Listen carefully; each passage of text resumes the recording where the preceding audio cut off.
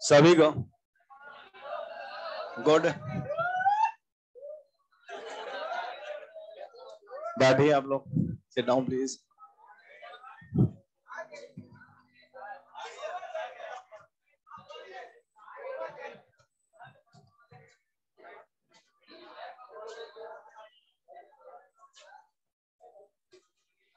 हाँ जी, क्या पढ़ रहे थे बताना भाई।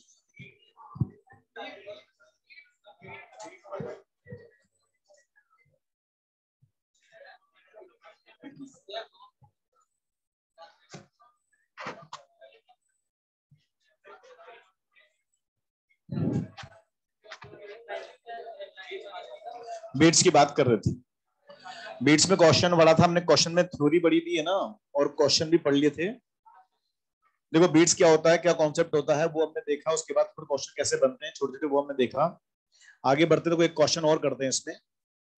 क्वेश्चन लिखिए एक और फ्रेश क्वेश्चन।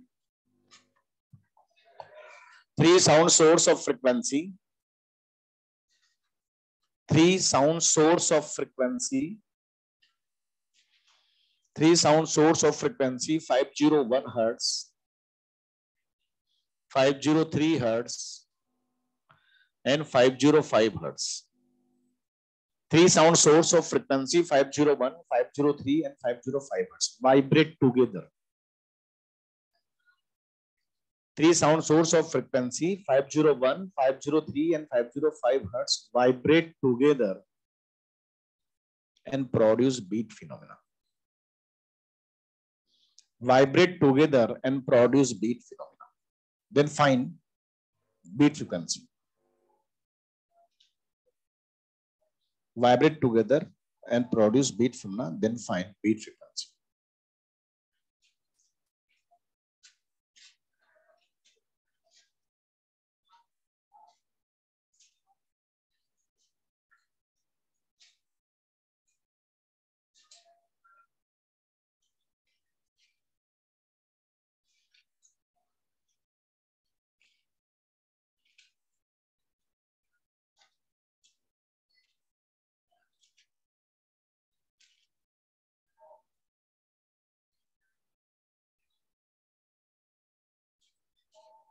हाँ जी, तो हमें पता है क्वेश्चन में बीट फ्रीक्वेंसी पूछ रहे हैं, और बीट फ्रीक्वेंसी हमें पता है क्या होता है, दो फ्रीक्वेंसी का डिफरेंस होता है, वो फ्रीक्वेंसी बीट फ्रीक्वेंसी कहलाता है। तो हमें पता है ना बीट फिनोमेना, जिन वेव से, जिन सोर्स से बीट्स बन रहा होता है, उन फ्रीक्वेंसी का जो डिफरेंस होता है बेसिकली वही बीट फ्रीक्वेंसी होता है। और हमें पता है डिफरेंस भी दो का ही कर सकते हैं, लेकिन यहाँ पर क्या हुआ, सोर्स दो से ज्यादा दे रहे, फ्रीक्वेंसी तीन है ना, तीन दे रखी, 300 है सोर्स।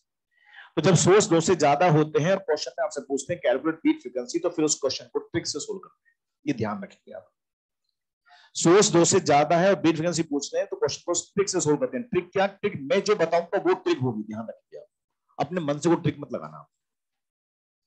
जो मैं बताऊंगा वो ट्रिक होगी। ट्रिक क्या होती है कि पहले तीनों सोर्स को एक लाइन में अरेंज कर लेते हैं, अरेंज करने के बाद दो दो के ग्रुप बनाते हैं। पहला ग्रुप होगा 1 2 का ग्रुप, दूसरा ग्रुप होगा 2 3 का ग्रुप, और ये होगा 1 3 का ग्रुप। क्या करेंगे, पहले तीनों सोर्स को एक लाइन में अरेंज कर लेंगे और फिर दो दो के ग्रुप बनाएंगे। ग्रुप बनाने के बाद इनकी जो बीट फ्रीक्वेंसी वो फाइंड आउट कर लेंगे। बताओ इन दोनों का बीट फ्रीक्वेंसी कितना होगा, 2, इसका भी कितना होगा 2, इसका कितना होगा 4। जब सोर्स दो से ज्यादा होते हैं तो यहां पर क्या करेंगे, एक लाइन में अरेंज करेंगे, दो दो के ग्रुप बना लेंगे। बताओ कितने ग्रुप बनेंगे, 3। तीनों की बीट फ्रीक्वेंसी निकाल लेंगे, और बीट फ्रीक्वेंसी लिखने के बाद इन तीनों का जो बीट्स अपीयरेंस टाइमिंग है वो लिखेंगे। पहला कैसे, 2 बीट्स पर सेकंड। दूसरी जो फ्रीक्वेंसी है वो भी कितनी है, 2 बीट्स पर सेकंड। और तीसरा यहां पर अगर देखें तो क्या है, 4 beats per second. 3 beat frequency यहां पर है, तीनों को लिख लेंगे। लिखने के बाद इनका अपीयरेंस टाइमिंग लिखेंगे। बताया था आपको अपीयरेंस टाइमिंग, जो भी बीट फ्रीक्वेंसी होती है वो डिनोमिनेटर में आती है और ऊपर से काउंटिंग 1 2 2/2 ऐसा लिखते हैं ना, 1/2 2/2, ये सब सेकंड है। 1/2 सेकंड, 2/2 सेकंड, ये टाइम इंस्टेंट है जिसकी वजह से बीट मिल रहा है।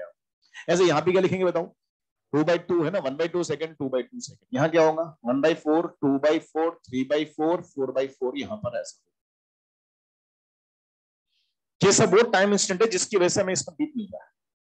अब हम यहां पर देखें कुछ टाइम इंस्टेंट ऐसे हैं जो कॉमन है, और जो कॉमन होते हैं हम उसको 1 काउंट कर लेते हैं। हमें पता है ये 2/2 1 सेकंड है, ये भी 1 सेकंड है, ये भी 1 सेकंड। तो ये कॉमन टाइम इंस्टेंट है, हमें पता है ये कॉमन टाइम इंस्टेंट है, इसको 3 बिट मिल रहे हैं, 1 2 3 3 बिट यहां पर हो रहे हैं, लेकिन तीनों एक साथ अपीयर हो रहे हैं। और जब तीनों एक साथ अपीयर हो रहे हैं तो हम इसको तीनों को अलग अलग डिस्ट्रीब्यूट नहीं कर सकते, हम इसको एक ही काउंट करते हैं। ये तीनों बिट 1 सेकंड के इंस्टेंट पर अपीयर हो रहे हैं, हमें पता है 3 अलग अलग बिट है लेकिन तीनों एक साथ अपीयर हो रहे हैं, तो तीनों मर्ज होकर हमें मिलते हैं, और इसीलिए हम इनको अलग डिस्ट्रीब्यूट नहीं कर सकते, तो हम इसको एक ही मानते हैं। जो भी कॉमन टाइम इंस्टेंट है उसको वन मानता है। और कोई कॉमन दिख रहा है? लिख रहा है 1/2 1/2 2/2, तो जो भी कॉमन टाइम इंस्टेंट उसको वन मानना, बाकी सबको अलग अलग मानना है। 1/4 हमें पता अकेला टाइम इंस्टेंट है, लेकिन अकेले बीट तो है। अरे भाई हमें पता अकेला, लेकिन है तो बीट अपीयरेंट टाइमिंग ये है, तो इसको भी अलग मानेंगे बीट और ये भी अलग मानेंगे। बताओ कितने बीट हो गए? 2 तो कॉमन हो गए और 2 सेपरेट हो गए। आंसर क्या हो जाएगा? 4 बीट पर सेकंड होगा। 2 + 2 4 बीट्स पर सेकंड। जो भी कॉमन टाइम इंस्टेंट है उसको वन मानना है, बाकी सबको अलग। कॉमन एक साथ माने, कॉमन का मतलब समझ आ गया कि यहाँ पर ये 3 बीट है लेकिन तीनों एक साथ अपीयर हो रहे हैं, इसको वन काउंट करते हैं, बाकी सबको अलग अलग काउंट कर लेते हैं। जो भी काउंटिंग होती है वो बीट फ्रीक्वेंसी यहाँ पर होगी। बताओ कितने बनेगी इसमें? 2 + 2 कितना होगा? 4 बीट पर सेकंड। तो ऐसा भी कभी क्वेश्चन आता, ध्यान रखेंगे, क्योंकि मेडिकल में आ चुका है क्वेश्चन 3 साल पहले 4 साल पहले। आपके पास मॉडल हो तो मॉडल निकालो, क्वेश्चन नंबर 23 पढ़ो। क्वेश्चन नंबर 23 सेकंड एक्सरसाइज, ऐसा क्वेश्चन, इसको नोट करिए और उसके बाद उस क्वेश्चन को इस मेथड से करिए।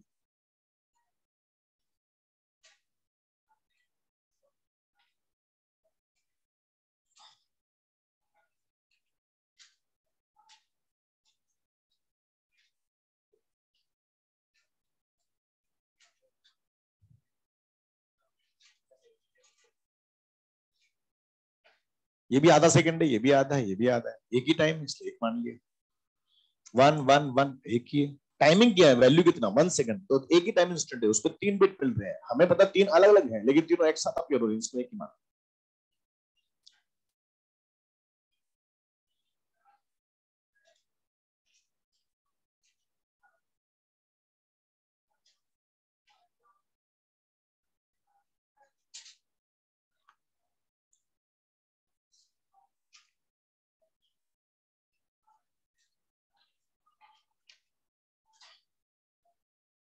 करा?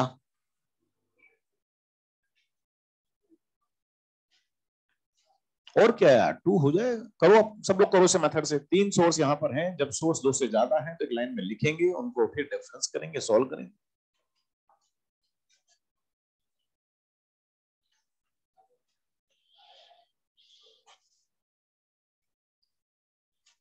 कितनी फ्रीक्वेंसी बताओ इसमें भी? कौन कौन सी? n-1, n+1, तीनों को एक लाइन में अरेंज कर दिया। क्या करें फिर? दो दो ग्रुप बनाएंगे। पहले ग्रुप बनाएंगे तो बताओ कितने ग्रुप बनेंगे? फर्स्ट सेकंड का ग्रुप होगा, सेकंड थर्ड का ग्रुप होगा, और फर्स्ट थर्ड का ग्रुप होगा। बताइए ये डिफरेंस, ये डिफरेंस, और ये कितना होगा? 2। बताओ कितनी फ्रीक्वेंसी हुई? 3 बिट फ्रीक्वेंसी। एक तो 1 हो गया, ये भी 1 हो गया, और ये भी यहाँ पर अगर 2 है। अब बताओ इसका अपीयरेंस टाइमिंग क्या होगा? 1/1 सेकंड, 1/1 सेकंड, ये 1/2 2/2। अब आप बताओ इसमें 1 सेकंड जो टाइम इंस्टेंट वो हमेशा कॉमन होगा, क्योंकि फ्रीक्वेंसी पर सेकंड लिखते हैं हम लोग, तो 1 सेकंड 1 सेकंड 1 सेकंड तो हमेशा कॉमन होगा। हमेशा ईच एंड एवरी केस में 1 सेकंड टाइम जो होता है वो हमेशा कॉमन होता है। तो ये तो एक ही बीट हो गया, और 1/2 अपने आप में एक खुद भी बीट है, इसको अलग मानेंगे। बताओ कितने बीट हो गए? तो आंसर हो जाएगा 1 + 1 कितना होगा? 2 बीट्स पर सेकंड। तो ये बीट्स का पहला पार्ट पूरा होता है। हम देखते हैं क्वेश्चन में, अगर देखें तो क्वेश्चन ऐसे बनते हैं, इसका कॉन्सेप्ट ऐसा होता है, थ्योरी ऐसी होती है। आज हम इसका सेकंड पार्ट स्टार्ट करेंगे। ये तो पहले हमने पहला पार्ट पढ़ा बीट्स का, बीट्स में ऐसा होता है, इसकी बातें में ध्यान रखिए। इसका सेकंड पार्ट स्टार्ट करेंगे, वो होगा application of beat phenomena. Applications, ये जो बीट्स हम लोग पढ़ रहे हैं इसका यूज क्या है? तो देखो वैसे तो उसके बहुत सारे यूज है, लेकिन सबसे ज्यादा फेमस यूज ये है जो मैं लिख रहा हूं, frequency of unknown tuning fork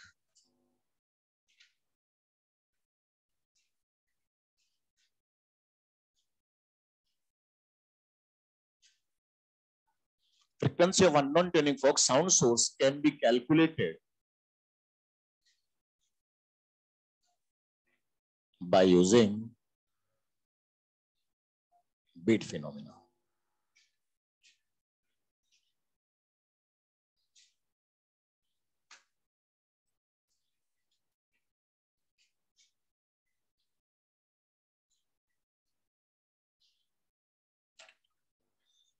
पहला पार्ट हमने पढ़ा, उसका कॉन्सेप्ट क्या होता है ये हमने समझा, उस पर क्वेश्चन कैसे बनते हैं वो भी हमने देखे। अब बात करते हैं इसका सेकंड पार्ट, और वो है एप्लीकेशंस।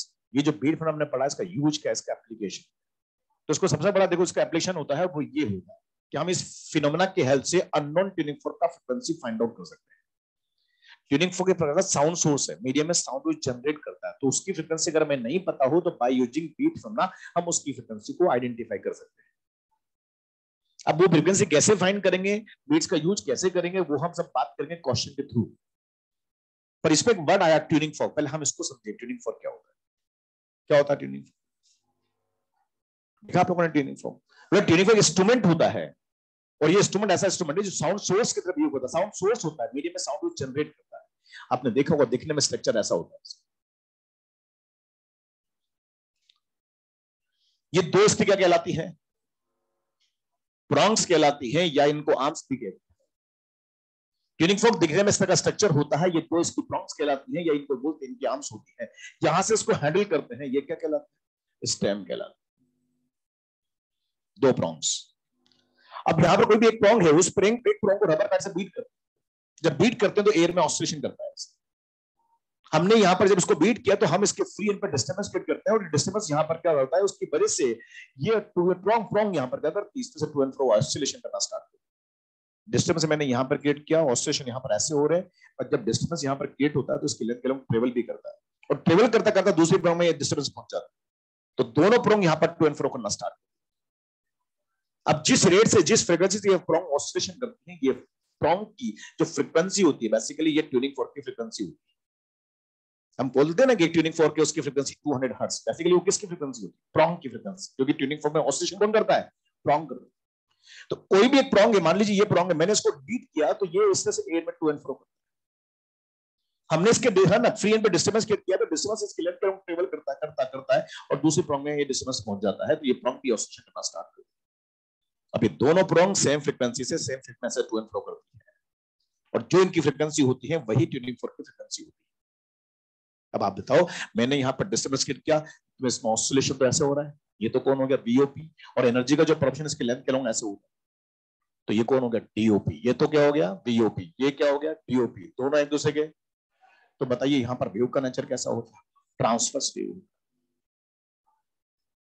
मतलब हमें ध्यान रखना है प्रॉन्ग के अंदर वेव की नेचर कैसी होती है? ट्रांसवर्स होती है, क्योंकि वीओपी टीओपी क्या हो गया? परपेंडिकुलर। अब जब एनर्जी यहां से यहां तक जा रही होती है तो कुछ एनर्जी यहां पर इस स्ट्रिप में भी ट्रेवल कर जाती है। देखो ऐसे ऐसे ऑसिलेशन होगा, ऐसे होगा, ऐसे होगा, तो यहां भी ऐसे होगा, तो एनर्जी इसके लेंथ के लॉन्ग भी जाती है, और ऑसिलेशन भी इसी लेंथ के लॉन्ग होते हैं। तो बताओ यहां पर वीओपी डीओपी क्या हो गया? पैरेलल। तो बताओ वेव का नेचर कैसा होगा? लॉन्गिट्यूडनल होता है। मतलब हमें ध्यान रखना है ट्यूनिंग फोर्क यहां पर एक ऐसा सोर्स है जिसमें दोनों प्रकार की व्यूज होती हैं। प्रॉन्ग के अंदर वेव का नेचर कैसा होता है? ट्रांसवर्स। और अगर स्टेम में देखे तो वेव का नेचर कैसा होता है? लॉन्गिट्यूडनल। फिर देखो थोड़ा सा आगे बढ़े तो यहां पर इसका जो मटेरियल होता है, इस ट्यूनिंग फोर्क की जो प्रॉन्ग्स होती है, बेसिकली दो रोड्स होती है, रोड से मिलकर बना है ये, तो रोड का भी मटेरियल होता है। तो वैसे तो मोटा मोटा हम देखें इसका मटेरियल स्टील का बना होता है, लेकिन फिर भी अगर हम देखें, अगर यहाँ पर एक्चुअल मटेरियल देखें तो उसका हम बोलते हैं इनवर से बना होता है। इनवर एक अलॉय होता है, पढ़ते मेटलर्जी, और ये इनवर जो होता है वो बेसिकली क्या है? निकल क्रोमियम स्टील का मिक्सचर होता है। निकल क्रोमियम प्लस स्टील का मिक्सचर होता है। पूछा गया क्वेश्चन एक बार स्टेट पेम्प्टीज में कि इसका मटेरियल कैसा होता है, तो ध्यान रखेंगे इनवर एलॉय है उससे बना होता है, और ये निकल क्रोमियम स्टील का मिक्सचर होता है। और अगर फिर भी ये याद नहीं रहे तो मोटा मोटा आपको ध्यान रखना किसका बना होता है? स्टील का बना होता है। तो इस तरह की बातें यहां पर होती है। एक बात मैं आपको समझाऊं कि जब प्रॉन्ग ऑसिलेशन करती है एयर में, तो इसके काउंट में एयर के मॉलिक्यूल्स, तो इसकी ऑसिलेशन से वो एयर के जो मॉलिक्यूल वो डिस्टर्ब हो जाते हैं, और वो डिस्टर्बेंस मीडियम में as a sound wave travel करता है। और इसीलिए हम लोग बोलते हैं कि ये एक प्रकार का सोर्स है जो मीडियम में साउंड वेव जनरेट करता है। भाई हम भी क्या करते हैं? हम भी तो मीडियम में बोल क्या करते हैं? साउंड वेव जनरेट कर देते हैं। हम जब बोलते तो अंदर से ये वेव प्रेशर वेव फॉर्म बाहर आती है, और जब बाहर आती है तो लिप के आसपास जो एयर मीडियम का पार्टिकल्स वहां पर डिस्टर्बेंस क्रिएट होता है, और वो डिस्टर्बेंस मीडियम में ट्रेवल करता है साउंड वेव। तो जो हम काम बोल के कर रहे हैं बेसिकली ये ऑसिलेशन भी कर रहे हैं। जब प्रॉन्ग ऑसिलेशन करती है तो उसके कॉर्ड में एयर के मॉलिक्यूल्स होते हैं, वो डिस्टर्ब हो जाते हैं, और वो डिस्टर्बेंस मीडियम में as a sound wave travel करता है। तो इसीलिए बोलते हैं कि यहां पर बेसिकली एक कहो नए प्रकार का साउंड सोर्स है जो मीडियम में, एयर मीडियम में साउंड वेव जनरेट कर रहा होता है। और जो भी ट्यूनिंग फोर्क की फ्रीक्वेंसी है बेसिकली प्रॉन्ग की फ्रीक्वेंसी मानी जाती है। प्रॉन्ग ऑसिलेशन करता है वही फ्रीक्वेंसी ट्यूनिंग फॉर्क की फ्रीक्वेंसी है। अब इसमें और भी बहुत सारी बातें, लेकिन काम की बात करें तो ये है कि हम इसकी प्रॉन्ग पर वैक्सिंग और फाइलिंग करते हैं। क्या करते हैं? वैक्सिंग और फाइल। ये प्रॉन्ग है, प्रॉन्ग पर हम कुछ इंप्योरिटी ऐड कर देते हैं, वैक्स लगा देते हैं। वैक्स मतलब समझना, वैक्स कल भी पढ़ा था अपने, पिछली बार भी पढ़ा था। वैक्स, वैक्सिंग मैनिंग, वैक्सिंग मतलब हाई, मैनिंग मतलब लो। बोलो भाई। और ये जो वैक्स है, ये कौन सा वैक्स है? मोम लगने वाला वैक्स। अरे वैक्स की महिमा है अपनी अपनी। वो वैक्स अलग था, वैक्सिंग मतलब हाई और वैनिंग मतलब लो। लेकिन ये जो वैक्स लगा रहे हैं, ये इम्प्योरिटी लगा रहे हैं, वैक्स लगा रहे हैं, इसका मतलब हम मोम लगा रहे हैं और वैक्स लगा रहे हैं, तो उससे क्या होगा? इसकी फ्रीक्वेंसी पे क्या इफेक्ट है? कम। और ऐसे फाइलिंग करते हैं तो, फाइलिंग करते हैं तो यहां पर फ्रीक्वेंसी क्या होती है? इंक्रीज होती है। ऐसा क्यों होता है? बोले जब प्रॉन्ग पर वैक्सिंग करते हैं तो उसका इनर्शिया बढ़ जाता है, कुछ इम्प्योरिटी इस पर ऐड करते हैं तो उसका इनर्शिया बढ़ जाता है, मास बढ़ जाता है, और मास बढ़ता है तो उसको घूमने फिरने में दिक्कत आती है। और जब घूमने फिरने में दिक्कत आती है तो पर सेकंड उसकी फ्रीक्वेंसी थोड़ी सी कम हो जाती है। ऐसे हम फाइलिंग करेंगे, फाइलिंग करने से क्या होगा? मास कम होगा, 1 ग्राम 2 ग्राम 4 ग्राम इसका मास कम होगा। मास कम होगा तो अपने आप को लाइट फील करेगा, लाइट फील करेगा तो क्या होगा? ये फ्रीक्वेंसी ज्यादा करेगा। कई बच्चे पूछते हैं बाहर आ गए, सॉरी आपने वैक्सिंग फाइलिंग करी तो उसकी तो वैल्यू बहुत कम होगी, 1 ग्राम 2 ग्राम 5 ग्राम मास कम ज्यादा होगा। आप बताओ फाइलिंग करके कौन सा मास ज्यादा कम करोगे? 2 किलो कम कर लोगे? बोलो ना भाई। 1 ग्राम 2 ग्राम ही मास कम कर सकते हैं, वैक्सिंग करोगे तो 1 2 ग्राम 4 ग्राम मास बढ़ा दो, तो 1 2 ग्राम से क्या फर्क पड़ेगा? बोले नहीं पड़ जाता। क्योंकि बच्चों यहां पर ध्यान रखेंगे, ट्यूनिंग फॉर्क की फ्रीक्वेंसी बहुत ज्यादा होती है, 200 हर्ट्ज 300 हर्ट्ज फ्रीक्वेंसी होती है। और जब प्रॉन्ग ऑसिलेशन करती है तो उसकी फ्रीक्वेंसी बहुत ज्यादा है और उसकी जो ऑसिलेशन का एम्पलीट्यूड है बहुत छोटा होता है, बहुत फास्ट वाइब्रेट कर रहा होता है, नॉर्मल आंखों से देख नहीं सकते। तो अगर उसमें 1 2 ग्राम मास कम ज्यादा कर भी दोगे ना तो भी फ्रीक्वेंसी में चेंज आता है, 2 4 हर्ट्ज का चेंज आ जाता है। 1 2 ग्राम अगर मास बढ़ा देंगे तो फ्रीक्वेंसी 2 4 10 हर्ट्ज कम हो जाती है। और अगर मास यहां पर क्या करेंगे? कम कर देंगे तो फ्रीक्वेंसी बढ़ जाती है। तो ध्यान रखिए, मास बहुत स्लाइटली कम कर रहे हैं, ज्यादा कर रहे हैं, लेकिन फिर भी फ्रीक्वेंसी में इफेक्ट आता है और इस तरह से आता है। वैक्सिंग फाइलिंग जब भी करेंगे कहां पर करते हैं? प्रॉन्ग पे करते हैं। अगर वो लिख के दे तो बहुत अच्छी बात है, नहीं लिख के तो दिखा माने कि प्रॉन्ग पे करते हैं, क्योंकि प्रॉन्ग की फ्रीक्वेंसी बेसिकली कौन है? ट्यूनिंग फॉर्क की फ्रीक्वेंसी होती है। बोलो। तो इसलिए कुछ बातें हैं ये ट्यूनिंग फॉर्क की, इस तरह से हमें ध्यान रखना। अब ये ट्यूनिंग फॉर्क का साउंड सोर्स है, अगर इसका फ्रीक्वेंसी मेरे को नहीं पता तो बाय यूजिंग बीट्स हम इसकी फ्रीक्वेंसी को फाइंड करेंगे। कैसे करते हैं बात करेंगे क्वेश्चन पे, तो आप ये नोट कर ले पहले। ट्यूनिंग फॉर्क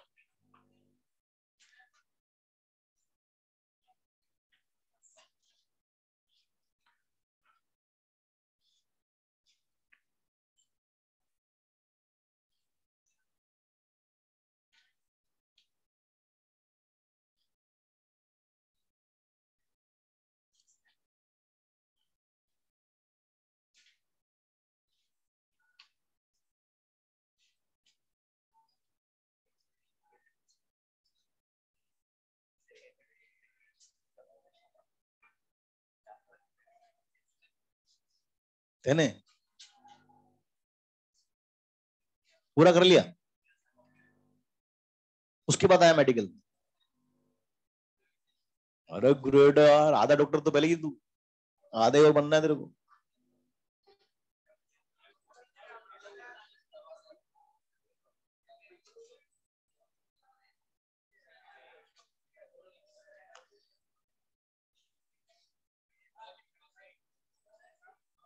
कहां से किया तेने? बीएससी नर्सिंग किया हुआ है पूरा? क्या बात। तो आधा तो वैसे नॉलेज होगा यार, बायो तो तेरे को वैसे आती है यार।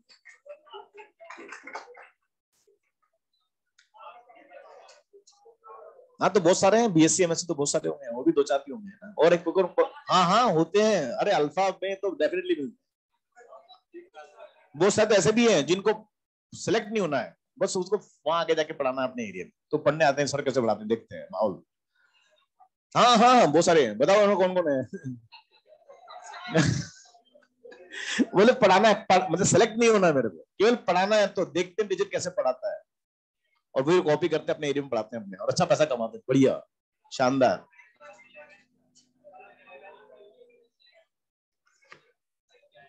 और कई ऐसे हैं जो मतलब बीएससी एमएससी कर चुके होते हैं।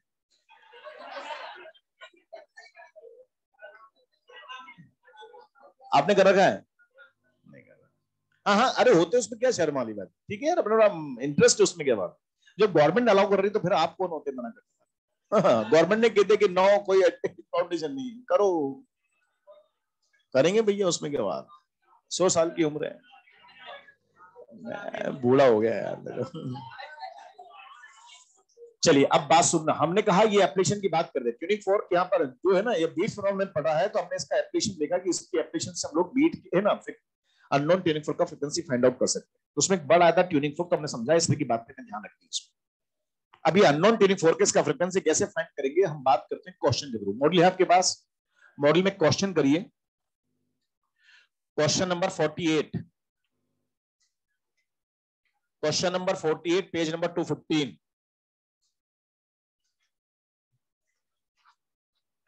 और एक बात मैं आपको और समझा दूं, हम जब क्वेश्चन कर रहे हैं बीट्स का यूज करते हुए अननोन ट्यूनिंग फोर्क का फ्रीक्वेंसी फाइंड आउट करते हैं, तो मैं आपको यहां समझा दूं कि ये नाम का यूज है बीट्स का, सबसे ज्यादा यूज होगा अपने कॉमन सेंस का। इसको लिखना चाहिए, बीट्स है ना, application of beat phenomena and common sense of human being. Beats का तो केवल नाम का यूज है, सबसे ज्यादा यूज किसका होगा, अपने कॉमन सेंस का होगा, किसमें कितना कॉमन सेंस सामने आ जाएगा आज। करिए क्वेश्चन। यार तू बहुत ही स्लो लिखता है, अब तो बनाना लगा डायग्राम, दुनिया चांद पे पहुंच गई, तू यही उलझा हुआ है अभी।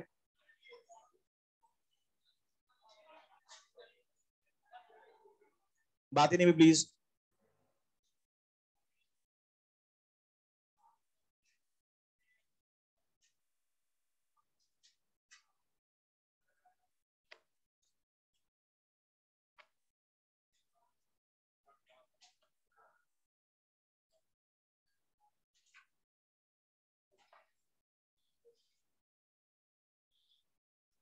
बीट्स का हम यूज करेंगे और अननोन ट्यूनिंग फोर्क की फ्रीक्वेंसी को फाइंड आउट करते हैं, कैसे करते हैं समझेंगे क्वेश्चन की। हो गया होगा सिंपल क्वेश्चन। क्वेश्चन में आपसे बोला गया एक साउंड सोर्स है जिसकी फ्रीक्वेंसी 250 हर्ट्ज, और एक साउंड सोर्स अननोन है जिसकी फ्रीक्वेंसी हमें नहीं पता, लेकिन वो अननोन साउंड सोर्स उस नॉन के साथ 250 के साथ वाइब्रेट कर रहा है, और कितने बीट्स बना रहा है, 8 बीट्स बना रहा है। तो बताइए उसकी पॉसिबिलिटी क्या बच सकती है, या तो उससे 8 ज्यादा हो सकता है या 8 उससे कम हो सकता है, बस हमें बीट्स का इतना सा यूज करना है। बीट्स का मतलब हमें पता लग गया कि दोनों की फ्रीक्वेंसी का डिफरेंस 8 है, और एक 250 है, तो वो दूसरा वाला क्या हो सकता है, या तो उससे 8 कम हो सकता है या 8 उससे ज्यादा हो सकता है। हम अगर उसको लिखें तो देखो कैसे लिखेंगे, मैं मान लेता हूं मेरे पास साउंड सोर्स ट्यूनिंग फोर्क की है, सपोज ये ट्यूनिंग फोर्क है और इसका फ्रीक्वेंसी 250 है, और ये अननोन ट्यूनिंग फोर्क यहां पर है, मान लेता हूं ये अननोन, और ये इसके साथ में कितने बीट बनाता है, 8 बनाता। तो बताओ इसकी जो पॉसिबिलिटी हो कितनी बनेगी, बोले यार तो 242 बनेगी या फिर ये 258 बनेगी, ये मेरे को पता लग गया, बीट्स का केवल इतना सा, इसके साथ में 8 डिफरेंस दे रहा है, इसका मतलब ज्यादा भी हो सकता है और कम भी हो सकता है। फिर उसने बोला है कि ये अननोन टू 24 के ये 270 के साथ में पर अगेन ऑसिलेट करता है, और कितने बिट्स बनाता है, 12 बिट बनाता है। तो बताइए अननोन की जो पॉसिबिलिटी होगी वो कितनी होगी, बोले यार ये 258 होगी या फिर 282 हर्ट्ज। अब हमें पता है अननोन की दो पॉसिबिलिटी यहां पर ये आ गई, 242 258, यहां भी दो आ गई, 258 और 282, और हमें पता अननोन जो भी वो एक ही होगा बेचारा, तो एक कौन सा आंसर करेक्ट होगा, बोले 258, दोनों में जो कॉमन आंसर है वो मेरा करेक्ट आंसर होता है, और ये अननोन की वैल्यू है। तो एन अननोन अगर स्टडी करें तो एन अननोन का वैल्यू कितना हो जाएगा, 250। बताइए अननोन का वैल्यू 258 क्यों हुआ, बोले दोनों में कॉमन है, बोले कॉमन आंसर करेक्ट आंसर क्यों हुआ, बोले सर ये ऐसा वैल्यू है जो हमारे क्वेश्चन की दोनों कंडीशन को सेटिस्फाई, अगर ये 258 हुआ तो इसके साथ कितने बिट देगा, और अगर ये 258 है तो उसके साथ कितने बिट देगा। हमें पता अननोन का जो भी वैल्यू होगा वो एक ही हुआ, अब एक कौन सा होगा, बोले इन दोनों में से जो कॉमन होगा वो मेरा correct answer. Common answer correct answer क्यों हुआ, बोले कॉमन आंसर ऐसा आंसर है जो हमारे क्वेश्चन की दोनों सिचुएशन को हैंडल कर रहा है। अगर ये 258 है तो उसके साथ कितने बिट दे रहा है 8, और उसका कितने बिट दे रहा है 12, तो हमारा कॉमन आंसर करेक्ट आंसर हो गया 258। नहीं कर सकते, बताइए ऐसे अरेंज करना आना चाहिए, बिट्स का यूज है। एक और पढ़िए question, question number 7 page number 186। ऐसे भी क्वेश्चन आप मॉड्यूल लाते नहीं आप लोग,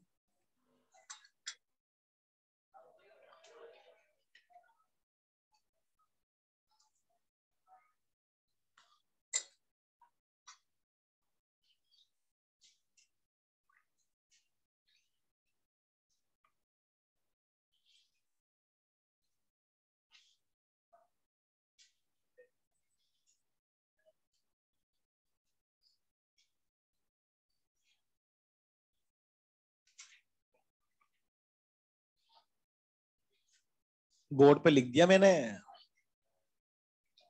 पीछे मत रहा कर तू जवान, तो नर्चर तो पढ़ चुका ना यहाँ पर, तो फिर तो कोई इतना एक्सपीरियंस होना चाहिए कैसे टीचर बोलते हैं, क्या करते हैं, क्या करना है, फटाफट कितना आगे कितना पीछे रहना है। जो बेचारा कोटा पहली बार आता है उसको लगता है कि हाँ ऐसे भी होता है ये, और तू तो पढ़ा हुआ है 2 साल, एक्सपर्ट रहा कर फटाफट।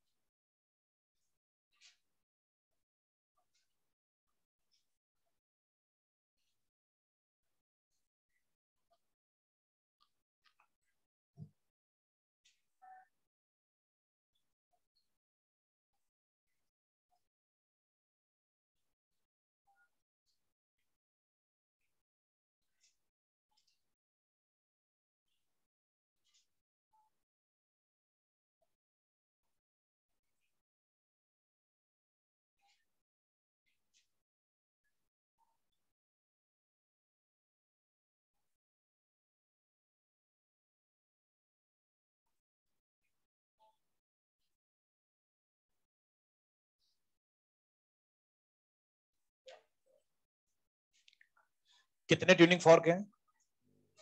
एक दो नहीं है, बहुत सारे हैं। कितने बेटा? 81 ट्यूनिंग फॉर्क्स। फिर ने भी बोला कि इंक्रीजिंग ऑर्डर में अरेंज, कौन से ऑर्डर में? Increasing order. और इस प्रकार से अरेंज देखिए हर ट्यूनिंग फॉर्क अपने नेबर के साथ कितने बिट बना रहा है? 4 बिट।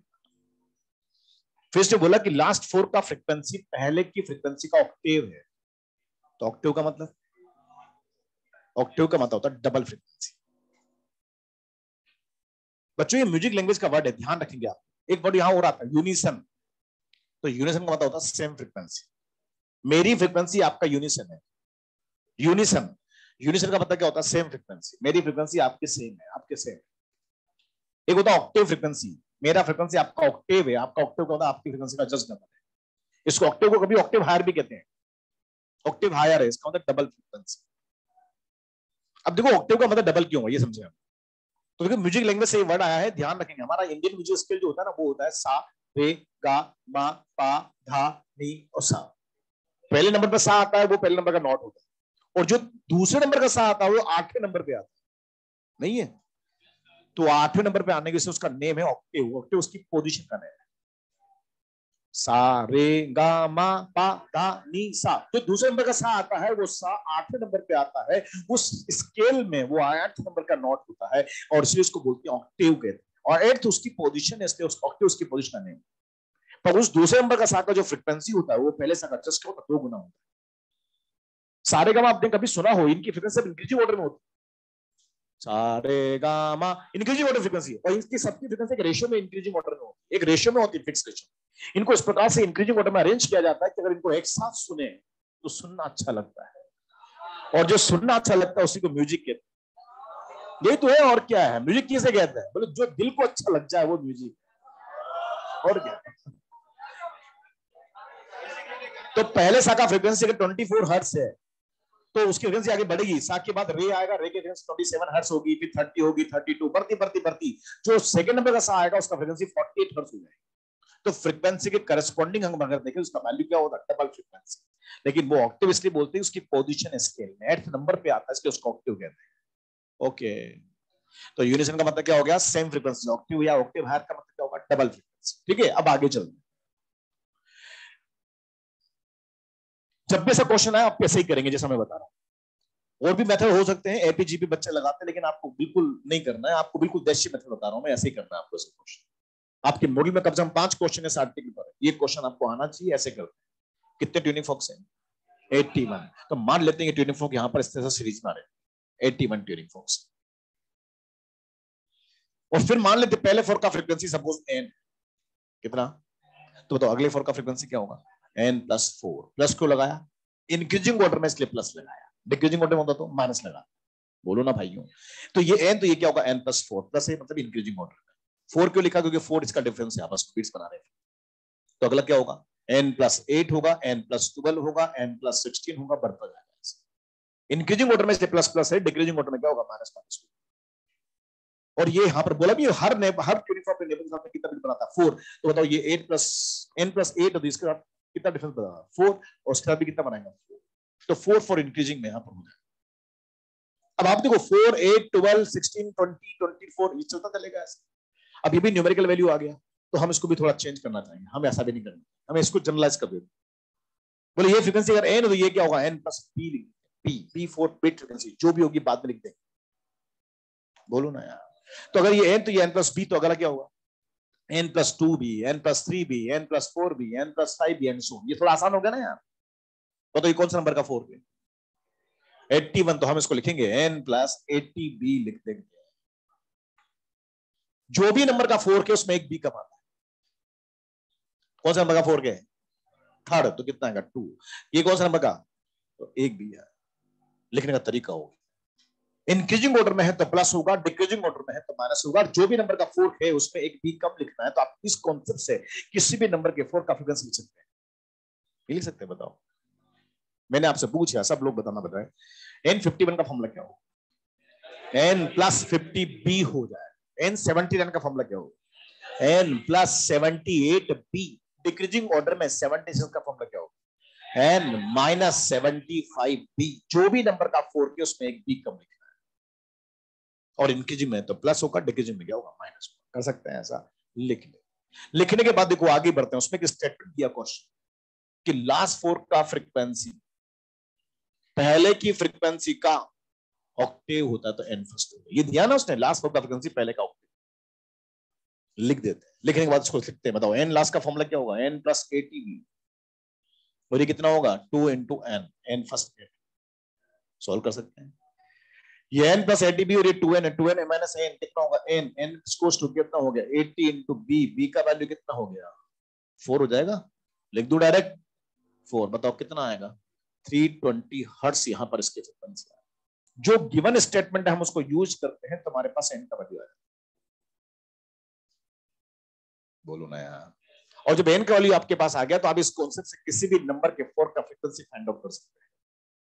मैंने आपसे पूछा सपोज n51 का वैल्यू बताओ कितना, तो क्या आएगा n प्लस 50 इंटू बी लिखेंगे। बताओ कितना आएगा 320 प्लस 50 इंटू 4 कितना आएगा बेटा 520 हर्ट्ज हो जाएगा। बोलो ना यार। अगर मैं आपसे बोलता लास्ट 4 का फ्रीक्वेंसी कितना 81, तो कितना होगा n प्लस 80 बी। n का वैल्यू 320, ये कितना होगा 80 इंटू 4 कितना आएगा 640 हर्ट्ज यहाँ पर हो। तो ऐसे आपके मॉडल में कम से कम 5 क्वेश्चन है, एक मैंने आपको बताया, बाकी सब आप कर सकते हैं। करने का तरीका ऐसा ही होगा कि पहले 4 का फ्रीक्वेंसी n मानो, बाकी इंक्रीजिंग ऑर्डर में तो plus n plus b, n plus 2 भी चलेगा। डिक्रीजिंग ऑर्डर में है तो माइनस माइनस होगा। जो भी नंबर का 4 के उसमें एक b कम लिखना है। और इस कॉन्सेप्ट से आप किसी भी नंबर के ट्यूनिंग फॉर्क का फ्रीक्वेंसी आप लिख सकते हैं। ये स्टेटमेंट आपको दिया जाता है क्वेश्चन, आप इसको यूज करेंगे, n का वैल्यू आपके पास आ जाएगा। फॉर्मूला आपको पता है, कोई भी नंबर का 4 फ्रीक्वेंसी निकाल सकते हैं। बोलो। अगर क्वेश्चन में इंक्रीजिंग डिक्रीजिंग ऑर्डर नहीं बोलता तो क्या मानेंगे, ऐसे नहीं करेंगे, फिर क्वेश्चन को ध्यान से पढ़ेंगे। अगर क्वेश्चन में कुछ नहीं बोला जाए तो क्वेश्चन को ध्यान से पढ़ेंगे। वो बोलेगा आपको क्या, अरे लास्ट 4 का फ्रीक्वेंसी पहले का ऑक्टेव है। इंक्रीजिंग ऑर्डर हो गया, कॉमन सेंस भी तो होगी, कोई चीज होती कॉमन सेंस भी नहीं बोला था मैंने आपको, वो नहीं बोला था। वो बोलेगा ना लास्ट 4 का फ्रीक्वेंसी पहले का 2 गुना है, तो इंक्रीजिंग ऑर्डर हो जाएगा। वो ये भी तो बोल सकता है पहले 4 का फ्रीक्वेंसी लास्ट का 2 गुना। अरे ये तो समझ में आ रहा ना, पहले 4 का फ्रीक्वेंसी लास्ट का 2 गुना है। पहले 4 का फ्रीक्वेंसी लास्ट का 2 गुना है तो कैसा ऑर्डर होगा डिक्रीजिंग। पहला ज्यादा हो गया तो बाद वाला कम, तो कौन सा ऑर्डर होगा डिक्रीजिंग। और पहले कम में बाद में ज्यादा तो क्या होगा इंक्रीजिंग ऑर्डर। तो कॉमन सेंस वाली बात भी है कि अगर क्वेश्चन में नहीं बोले तो मैं फिर इंक्रीजिंग डिक्रीजिंग, तो क्वेश्चन को ध्यान से पढ़ेंगे। ये जो स्टेटमेंट गिवन होता है ना, उस पर हम डिसाइड कर सकते हैं कि इंक्रीजिंग है कि डिक्रीजिंग। कर लेंगे भाई। एक क्वेश्चन मैं देता हूं, मैं लिखा रहा हूं, सोल्व करना।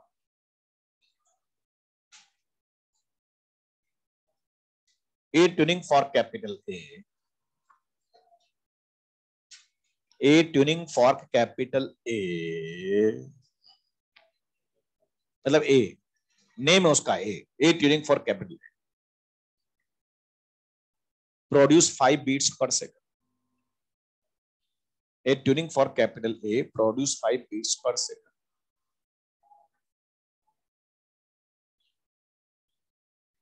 A tuning for capital A produce 5 beats per second with a fork B. With a fork B. With a fork B of frequency. With a fork B of frequency 200 hertz. 200 hertz. ठीक है, कितने fork हैं, क्या क्या name है, unknown कौन है, non कौन है, कितना फ्रीक्वेंसी उसका, अननोन उसके साथ में कितने बिट्स बना रहा है, तो अननोन की पॉसिबिलिटी क्या क्या हुई, 2 पॉसिबिलिटी है ना, उसमें से एक वैल्यू उसकी करेक्ट है, एक वैल्यू उसकी करेक्ट है, वो करेक्ट वैल्यू क्या वो हमें फाइंड करना, उसको फाइंड करने के लिए हम एक प्रोसेस यहां पर यूज करते हैं, that is called as waxing और फाइलिंग प्रोसेस। बताया था आपको, वैक्सिंग करने से, फाइलिंग करने से, लिखिए now after filing the fork A, now after filing the fork A, पूरा क्वेश्चन लिखना, now after filing the fork A and vibrate again with the fork B, and vibrate again with the fork B, and vibrate again with the fork B. 3 beats per second are produced. 3 beats per second are produced.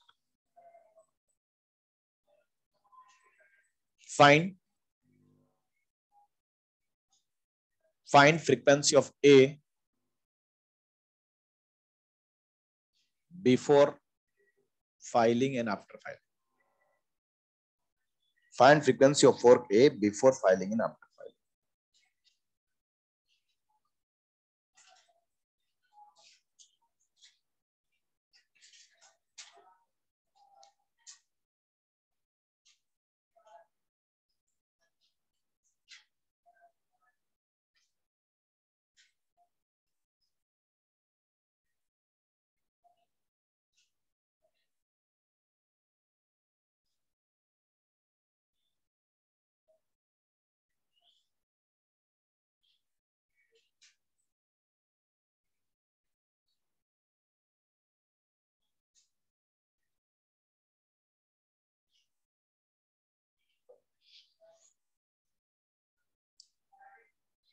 आया, बोलो, बड़ा famous question है, मतलब ये ऐसा question है कि सब बच्चे करते हैं इसको, सब लोग जानते भी है ना, सब अपने मेथड से करते हैं, सबका अपना मेथड होता है, सबका डिफरेंट मेथड हो सकता है, सब लोग अपने देशी स्टाइल से, अपने स्टाइल से करते हैं।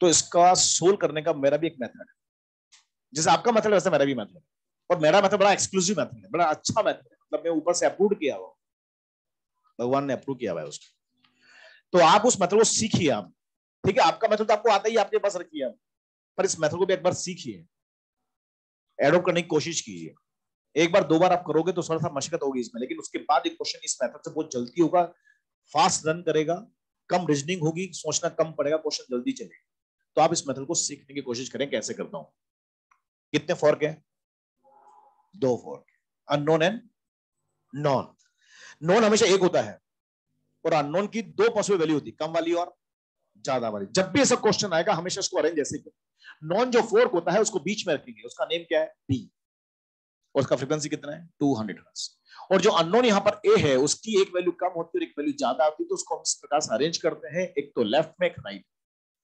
लेफ्ट में कम वाली वैल्यू को रखते हैं 195 हर्ट्ज, और ज्यादा वाली को राइट में अरेंज करते हैं ऐसे, जब भी ऐसा क्वेश्चन आएगा हम उसको हमेशा ऐसे अरेंज करेंगे, नॉन को बीच में रखेंगे और अननोन को लेफ्ट राइट में अरेंज करेंगे,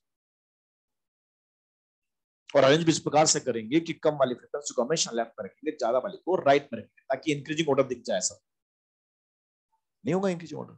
ये कितना है,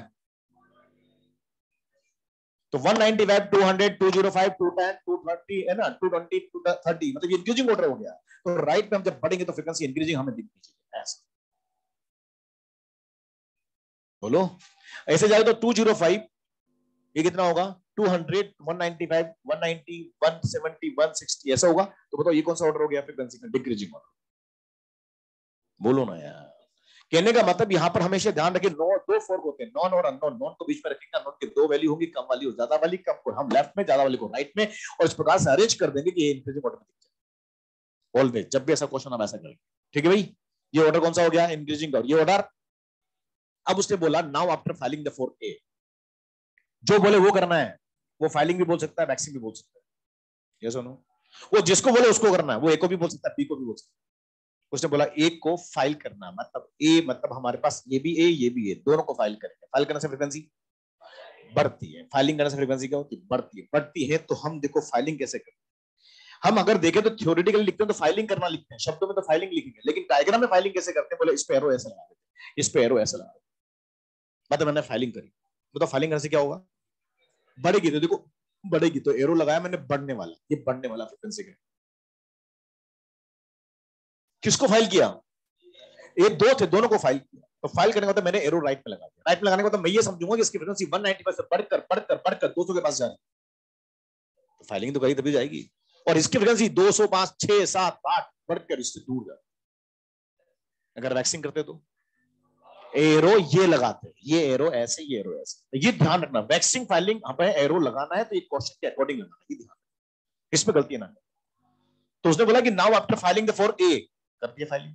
इन vibrate against for B, B के साथ कंपेयर कर।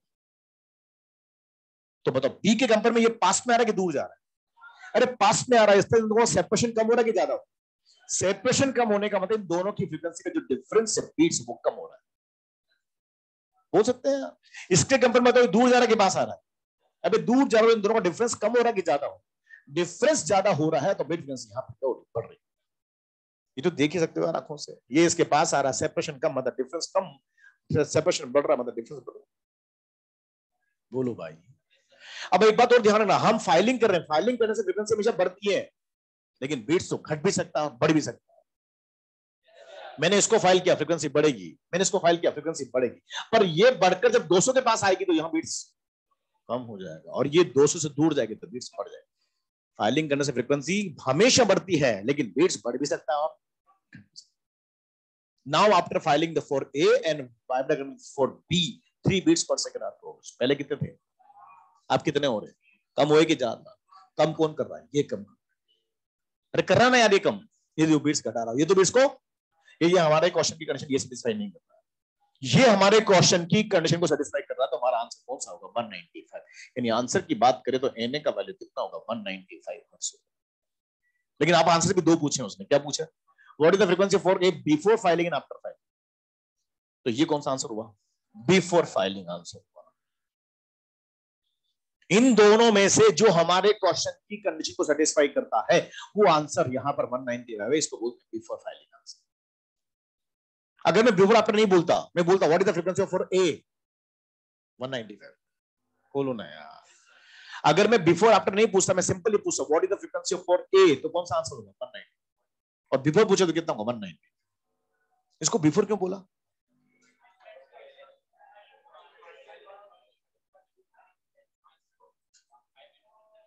नहीं सुनो, तुम्हें समझ में नहीं आएगा।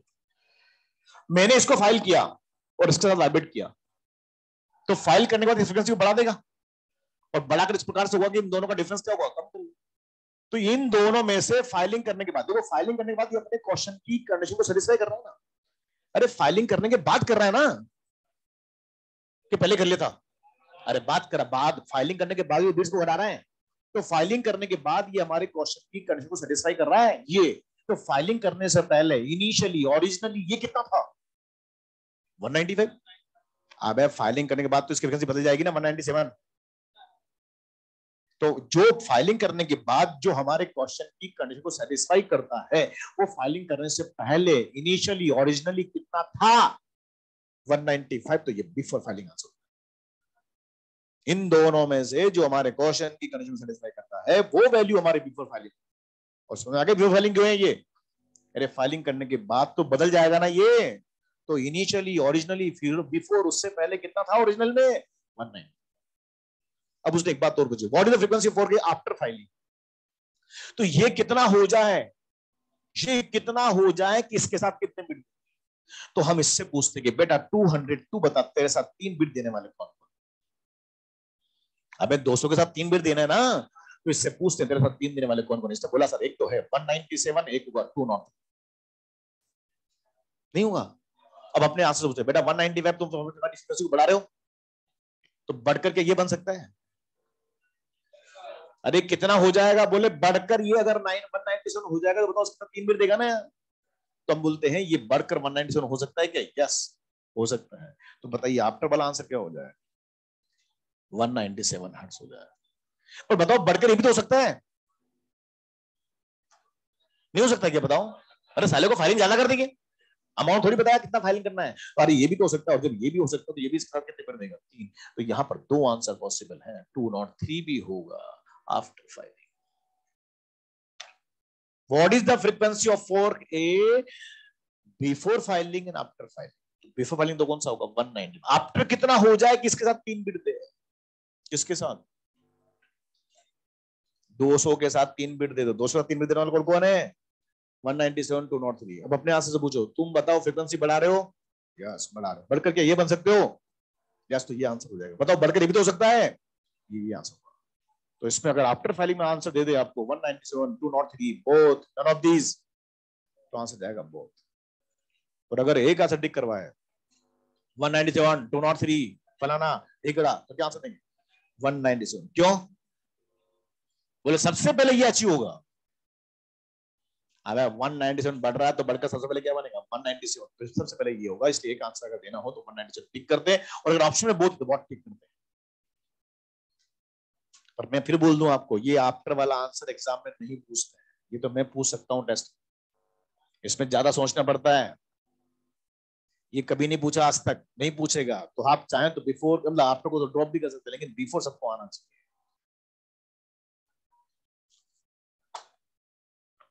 अरे रुको यार बात कर, तुम तो नोट करो, तुम समझा गया तुम। हाँ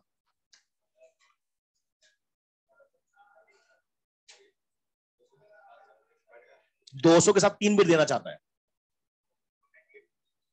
200 के साथ 3 बिट देना है ना, 200 के साथ 3 बिट देना है, 200 के साथ 3 बिट देना है। तो 200 से पूछेंगे साले से कि तेरे साथ 3 देने वाले कौन कौन है। अरे किसके साथ 3 बिट देना चाहता? 200 के साथ। 200 से पूछा कि तू 3 देने वाला कौन कौन है, बोले 2 है। तो ये बढ़कर दोनों हो सकते हैं क्या? यस दोनों आंसर।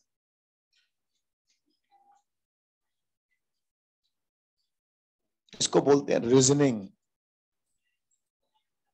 कौन कितनी बादामगिरी खाता सब सामने आता है इसको। बादाम खाते हो नहीं खाते तुम लोग? खाना चाहिए आप।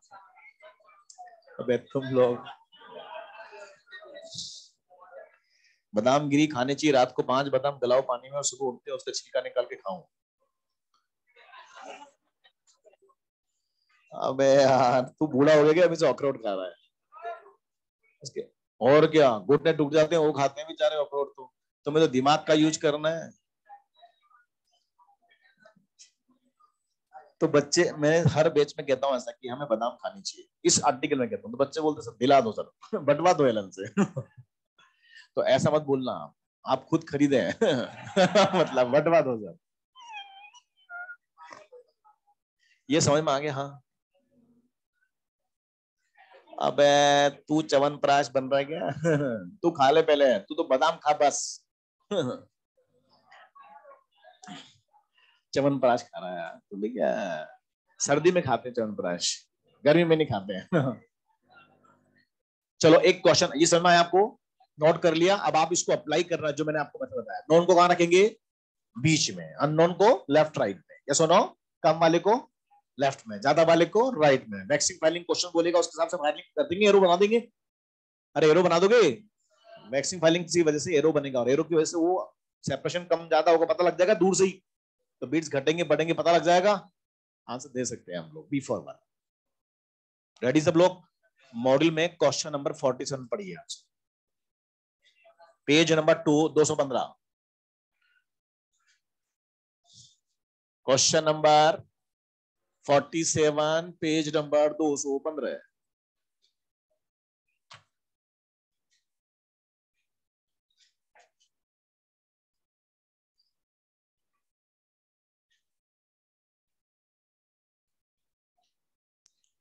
बिफोर सबको आना चाहिए, आफ्टर ना आए चलेगा, कोई दिक्कत नहीं, आफ्टर नहीं भी आता तो कोई बात नहीं, और बिफोर सबको आना चाहिए।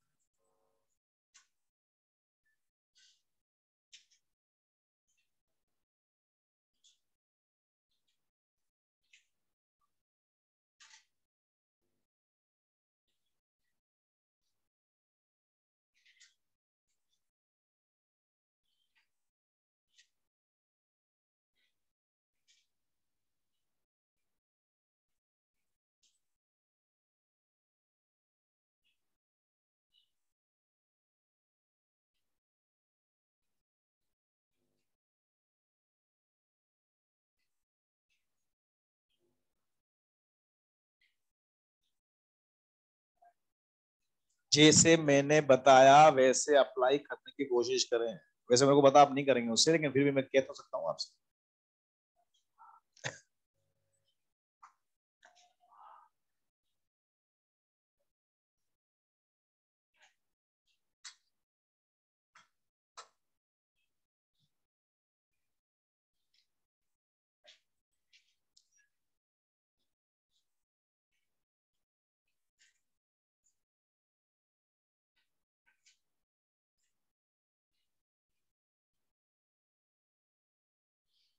वाह, बताओ कितने फोर्क हैं? दो। नॉन है, अननोन। नॉन को कहां रखेंगे? नॉन का नेम बताओ। ए है ना बेटा, ए नॉन का नेम ए, बताओ उसका फ्रीक्वेंसी कितना? एन। अननोन यहाँ पर कौन है? बी। ये भी कौन है? बी। बताओ उसका फ्रीक्वेंसी एन माइनस एक्स, और ये एन प्लस एक्स। ज्यादा वाला किधर लिखेंगे? राइट में, है ना, हमेशा फिक्स कर लो, ये ज्यादा वाला राइट में होगा, लेफ्ट है ना, कम वाला लेफ्ट। लिख लिए। अब क्या कर रहे हैं? वैक्स कर रहे हैं। किसको कर रहे हैं? बी को कर रहे हैं। बी को कर रहे हैं, बी को कर रहे हैं ना, बी को कर दो वैक्स। वैक्स करने से फ्रीक्वेंसी कम होगी। कम होने का मतलब एरो किधर जाएगा? ये थोड़ा सा एरो लगा, ध्यान रखना, एरो यार ऐसे जाए, ऐसे जाए, नहीं जाएगा, बताओ। अब आप बताओ, इसके कंपेयर में ये भाई साहब दूर जा रहे हैं कि पास आ रहे हैं? तो सेपरेशन बीट्स, इसके कंपेयर में पास आ रहे हैं दूर जा रहे हैं, डिफरेंस कम होगा, बीट्स कम होगी। बिल्कुल दूर से बोलेगा साला क्वेश्चन है। अब बताओ बीट्स बढ़ाने घटाने? हाँ, घटा कौन रहा है? एन प्लस एक्स घटा रहा ना यार, तो आंसर क्या होगा? N plus x. खत्म हो गया बस।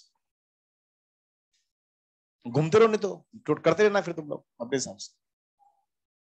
अरे भाइयों, एक और लिखो क्वेश्चन में दे रहा हूं आप।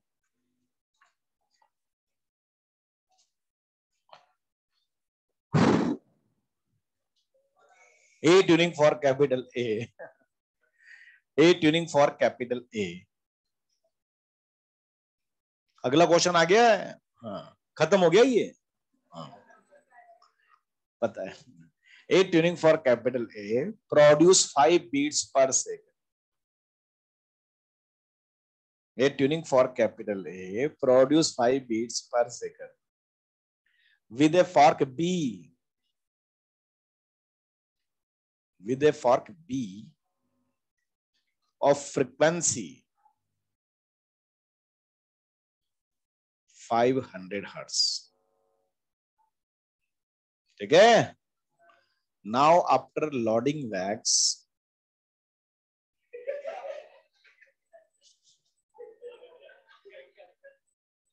now after loading wax, हंस रहे हैं, बताओ क्वेश्चन की लैंग्वेज में हंस रहे हैं, बताओ हम क्या कर सकते हैं? Now after loading wax on for A, now after loading wax on fork A and vibrate again with fork B. Now after loading wax on fork A and vibrate again with fork B, 8 beats per second are produced. 8 beats per second are produced. Now after loading wax on fork A and vibrate again with fork B, 8 beats per second are produced. Find frequency of fork A. पूरा लिखना question. Find frequency of A before and after waxing. Before and after waxing.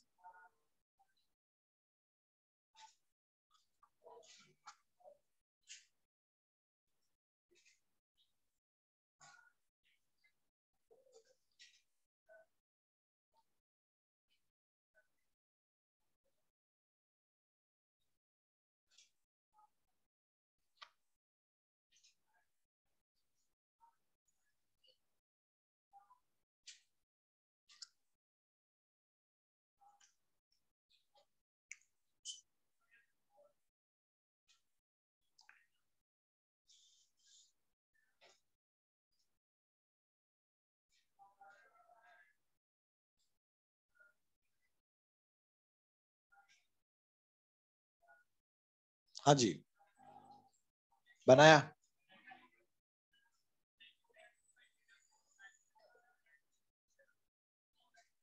ठीक है, देखते हैं क्या करूं। करने का तरीका बिल्कुल सेम। कैसे करें? नॉन को बीच में रखेंगे, अननोन को लेफ्ट राइट में अरेंज कर देंगे भाई। नॉन का नेम क्या है? बी। ये कौन? ए। बताओ उसका फ्रीक्वेंसी 500। ये कितना? 495। ये कितना? 505। सही लिखा है क्या? बिल्कुल सही लिखा है। हमेशा ऐसे ही करना, चाहे वैक्सिंग करो चाहे फाइलिंग करो, हमेशा लेफ्ट में कम वाले को राइट में ज्यादा वाले को अरेंज करो। क्या करें? क्या कर रहे हैं? वैक्स कर रहे हैं। किसको? एक को। ये दो हैं, दोनों को वैक्स करेंगे। वैक्स करने से फ्रीक्वेंसी क्या होगी? कम होगी। एरो ऐसे जाएगा, एरो ऐसे। इसके कंपेयर में ये दूर, बीट्स बढ़ेंगे। इसके कंपेयर में पास, बीट्स घटेंगे। अब आंसर देने की बारी। सबसे पहले बात करते हैं, हमें बीट्स बढ़ाने घटाने?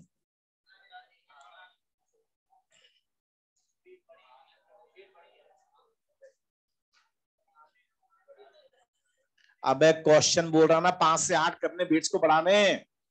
बीट्स बढ़ेंगे। बड़ा कौन रहा है? बोले बड़ा ये रहा 490। देखो ना, बढ़ा रहा है, हमारे क्वेश्चन की कंडीशन देते, तो आंसर होगा 490।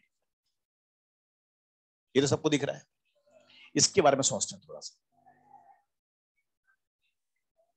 पहले इसके बारे में 505 है, फ्रीक्वेंसी घट रही है 504, तो कितने बिट देगा इसके साथ? 4। 503, 502, 501, 500, जीरो हो गया। हो गया ना जीरो, घट के जीरो हो गया बिट्स। अब बताओ उसके बाद भी तो कम हो सकता है 499। अगर ये 499 हो जाए तो इसका कितने बिट देगा? 1 की -1। अबे 1 बिट फ्रीक्वेंसी 1 होती, पॉजिटिव होती है, तो पहले बिट्स के साथ जीरो। अब कितना हो गया? 1। ओहो, इसका मतलब 5 4 3 2 1 जीरो। जीरो के बाद वापस 1। ओहो, इंक्रीज कर रहा है वापस। ओहो, कर रहा है कि नहीं कर रहा है? बताओ फ्रीक्वेंसी कम होते होते होते कभी लाइफ में 495 हो सकता है क्या? अगर ये 495 हो जाए तो इसका कितने बिट देगा? 5। पहले भी 5 दे रहा था, फिर घटकर जीरो हो गया, उसके बाद फिर बढ़कर क्या हो गया? जीरो 1 2 3 4 5। नहीं हो सकता 5? बताओ ये फ्रीक्वेंसी यहां पर घटकर कभी लाइफ में 492 हो सकता है क्या? हो सकता है, हो सकता है। तो बताओ ये भी इसका कितने बिट देगा? 8। मतलब ये भी क्वेश्चन की कंडीशन को सेटिस्फाई कर रहा है, ये भी बिट्स को इंक्रीज कर रहा है। बस फर्क इतना सा है कि ये पहले बिट्स को डिक्रीज करके जीरो करेगा, उसके बाद इंक्रीज करेगा। बोलो ना। और ये हमारे क्वेश्चन की कंडीशन को डायरेक्ट सेटिस्फाई कर रहा है। ये डायरेक्ट इंक्रीज कर रहा है, ये डायरेक्ट। और ये क्या कर रहा है? डिक्रीज करके इंक्रीज कर रहा है। मतलब इंक्रीज तो ये भी कर रहा है और ये भी कर रहा है। इसका दोनों आंसर पॉसिबल है। 505 यहां पर होगा। ये कौन सा आंसर है? B4। जब भी क्वेश्चन में बीट्स इंक्रीज होते हैं, दोनों पॉसिबल वैल्यू पॉसिबल होती है। मतलब 5 से 8 हुए ना, तो ये तो कर ही रहा ना। पर ये भी क्या करेगा? बीट्स को घटाकर जीरो करने के बाद ये भी आगे तक बढ़ाएगा। नहीं हुआ ऐसा। अब आप कुछ बच्चे सोच रहे हो, सर इतना डीप में अगर आप सोच रहे हो तो ऐसा अगर यहाँ भी दोनों, यहाँ भी सोच ले, यहाँ भी दोनों आंसर हो जाए, तो सोच लेते। हाथ कंगन को आरसी किया, पढ़े लिखे को फारसी। इसलिए नहीं मिटाया क्वेश्चन। ये क्वेश्चन इसलिए नहीं मिटाया कि आप पूछेंगे मैं बताऊंगा, और नहीं पूछेंगे तभी बताऊंगा मैं तो। अरे यहाँ पे बच्चा पूछता है दोनों आंसर हो सकते हैं, बोले यहाँ नहीं हो सकते। यहाँ बिट्स घट रहे थे, 5 से 3 हो रहे थे। 3 कौन कर रहा था? ये आंसर होगा। ये तो बीट्स को क्या कर रहा है? जो बीट्स को बढ़ाता है ना, वो लाइफ में कभी घटा नहीं सकता, क्योंकि बढ़ने की लिमिट इनफाइनाइट होती है। वो तो फ्रीक्वेंसी बढ़ेगी 205, 210, 215, 220, 2000, 2 लाख, 2 करोड़। अरे हो सकता है ना, बीट्स बढ़ते जाएंगे, बढ़कर क्या होंगे? इन्फिनिटी हो सकता है। अरे हाय, तो जो बीट्स बढ़ाएगा वो कभी घटा, लेकिन जो घटाता है वो आगे जाके बढ़ाता है, क्योंकि घटने की लिमिट क्या है? जीरो। उसके बाद तो साला क्या करेगा? बढ़ाएगा। मेरी बातें समझ में आ रही है आपको?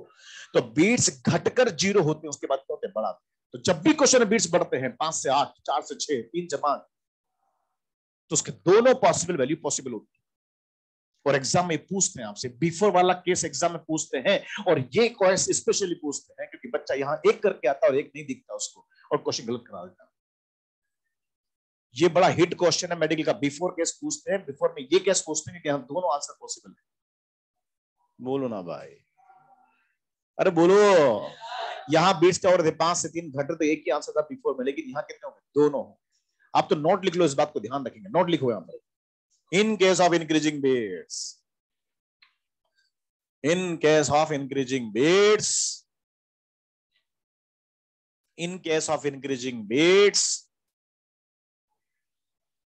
frequency of unknown fork. In case of increasing beats, frequency of unknown fork have both possible values.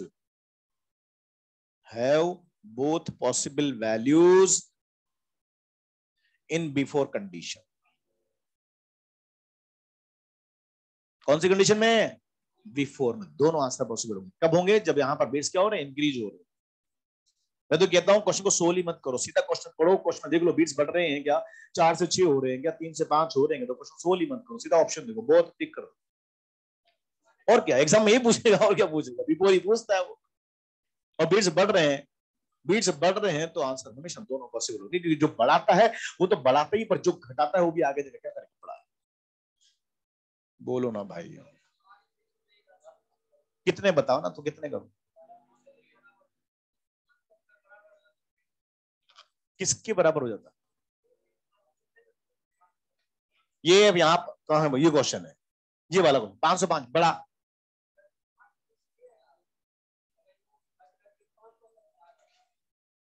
तो आ जाता, तो जीरो हो जाता ना, बोलना पड़ेगा ना बीट जीरो। फिर कैसे जीरो बोर्ड्स बोल रहा है ना, फिर तो 500 होता ना, फिर तो आंसर यही होता। अरे बीट्स को जीरो कर देता ना, वैल्यू जीरो बोल दी, जीरो का मतलब क्या? जीरो मतलब ये आंसर ये हो जाएगा, तो एक ही आंसर होगा फिर तो। हाँ, तो जीरो का वैल्यू नहीं है, जीरो बोल देना ना बीट्स को। क्वेश्चन में 5 से 8 हो रहे हैं, तो बढ़ रहे कि घट रहे हैं? तो मैं यही तो लिखा हूं कि जब बीट्स बढ़ते हैं तो दोनों आंसर, बीट्स घटते तो वैसे एक आंसर है भाई, ये हो गया ना पहले।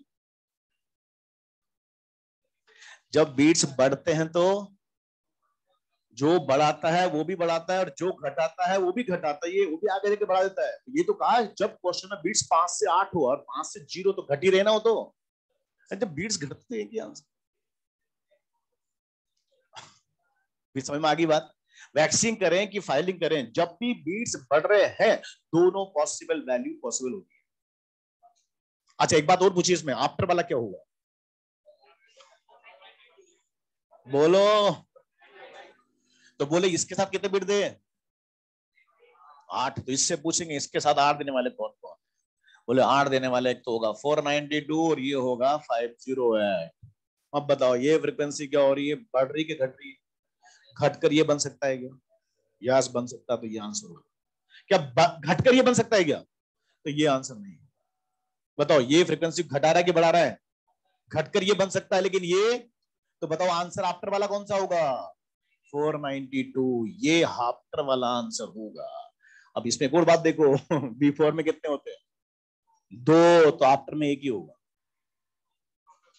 जादो, यहां बीट्स कम हो रहे थे बिफोर में, आफ्टर में 2। यहां पर बीट्स बढ़ रहे हैं बिफोर में, आफ्टर में 1 होगा। ये फिक्स है, 1 2 2 1। लेकिन नीचे वाला तो पूछते नहीं एग्जाम वाला, तो ध्यान रखेंगे जब भी बीट्स इंक्रीज वाली बात हो जाए बिफोर में तो आंसर क्या होंगे? दोनों पॉसिबल। लिखा भी दिया नोट, फिर तो आप फिर भी कर ही लोगे यार। अब तो क्वेश्चन पढ़िए, क्वेश्चन नंबर 4 थर्ड एक्सरसाइज का।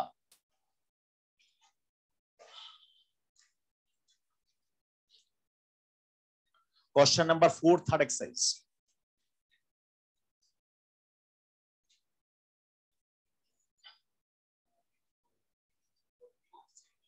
और क्या, एग्जाम का पूछा हुआ क्वेश्चन है। बीट्स बढ़ रहे हैं कि घट रहे हैं? बढ़ रहे हैं कि घट रहे हैं? बढ़ रहे हैं। 4 से 6 हो रहे हैं, क्या करना चाहिए? ऑप्शन, क्वेश्चन सोल्व नहीं कर रहा है, ऑप्शन पढ़िए, ऑप्शन में बहुत एग्जामिनर सोचता है कि हमने अच्छा क्वेश्चन पूछा, हमने उसको हलवा बना दिया, सोल्व ही नहीं करेंगे साले। जब भी क्वेश्चन में 4 से 6 हो रहे हैं, बीट्स बढ़ रहे हैं, तो ध्यान रखेंगे क्या, अगर ऑप्शन में बहुत ठीक। और इससे से ये जो बीट्स की जो महिमा है पूरी करो। बात करते हैं नेक्स्ट बात। ओए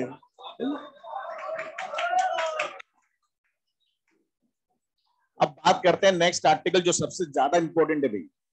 अब इसके बाद 2 आर्टिकल आएंगे, एक तो होगा स्टेशनरी में और एक आएगा डॉपलर इफेक्ट। दोनों इंपॉर्टेंट है, दोनों से क्वेश्चन आते हैं एग्जाम। अभी तक हम जो बातें करते थे सब बेसिक्स थे, फंडामेंटल थे, है ना? अब जो पढ़ने वाले हैं वो आर्टिकल इन पर बहस थी इसलिए हमने इनको पढ़ा, पर मेन अगर देखें तो क्वेश्चन यहां से पूछे जाएंगे। आप ध्यान रखेंगे, हेडिंग डालें आप लोग अपने नोट्स में, स्टेशनरी वेव, या फिर इसको बोलते हैं स्टैंडिंग वेव।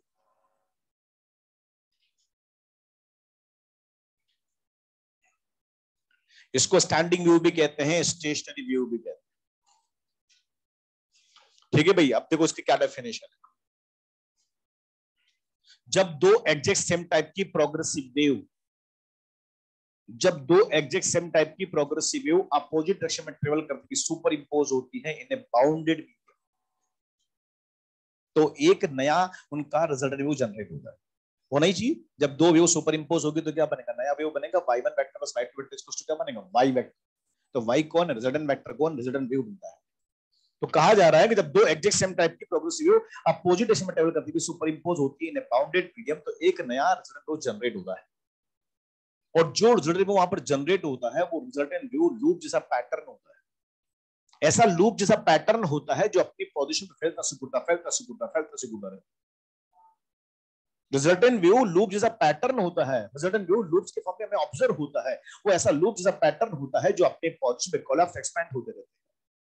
वो ऐसा लूप जैसा पैटर्न है जो अपनी पोजीशन में स्टे करता हुआ फील होता है, आगे पीछे ट्रेवल नहीं करता।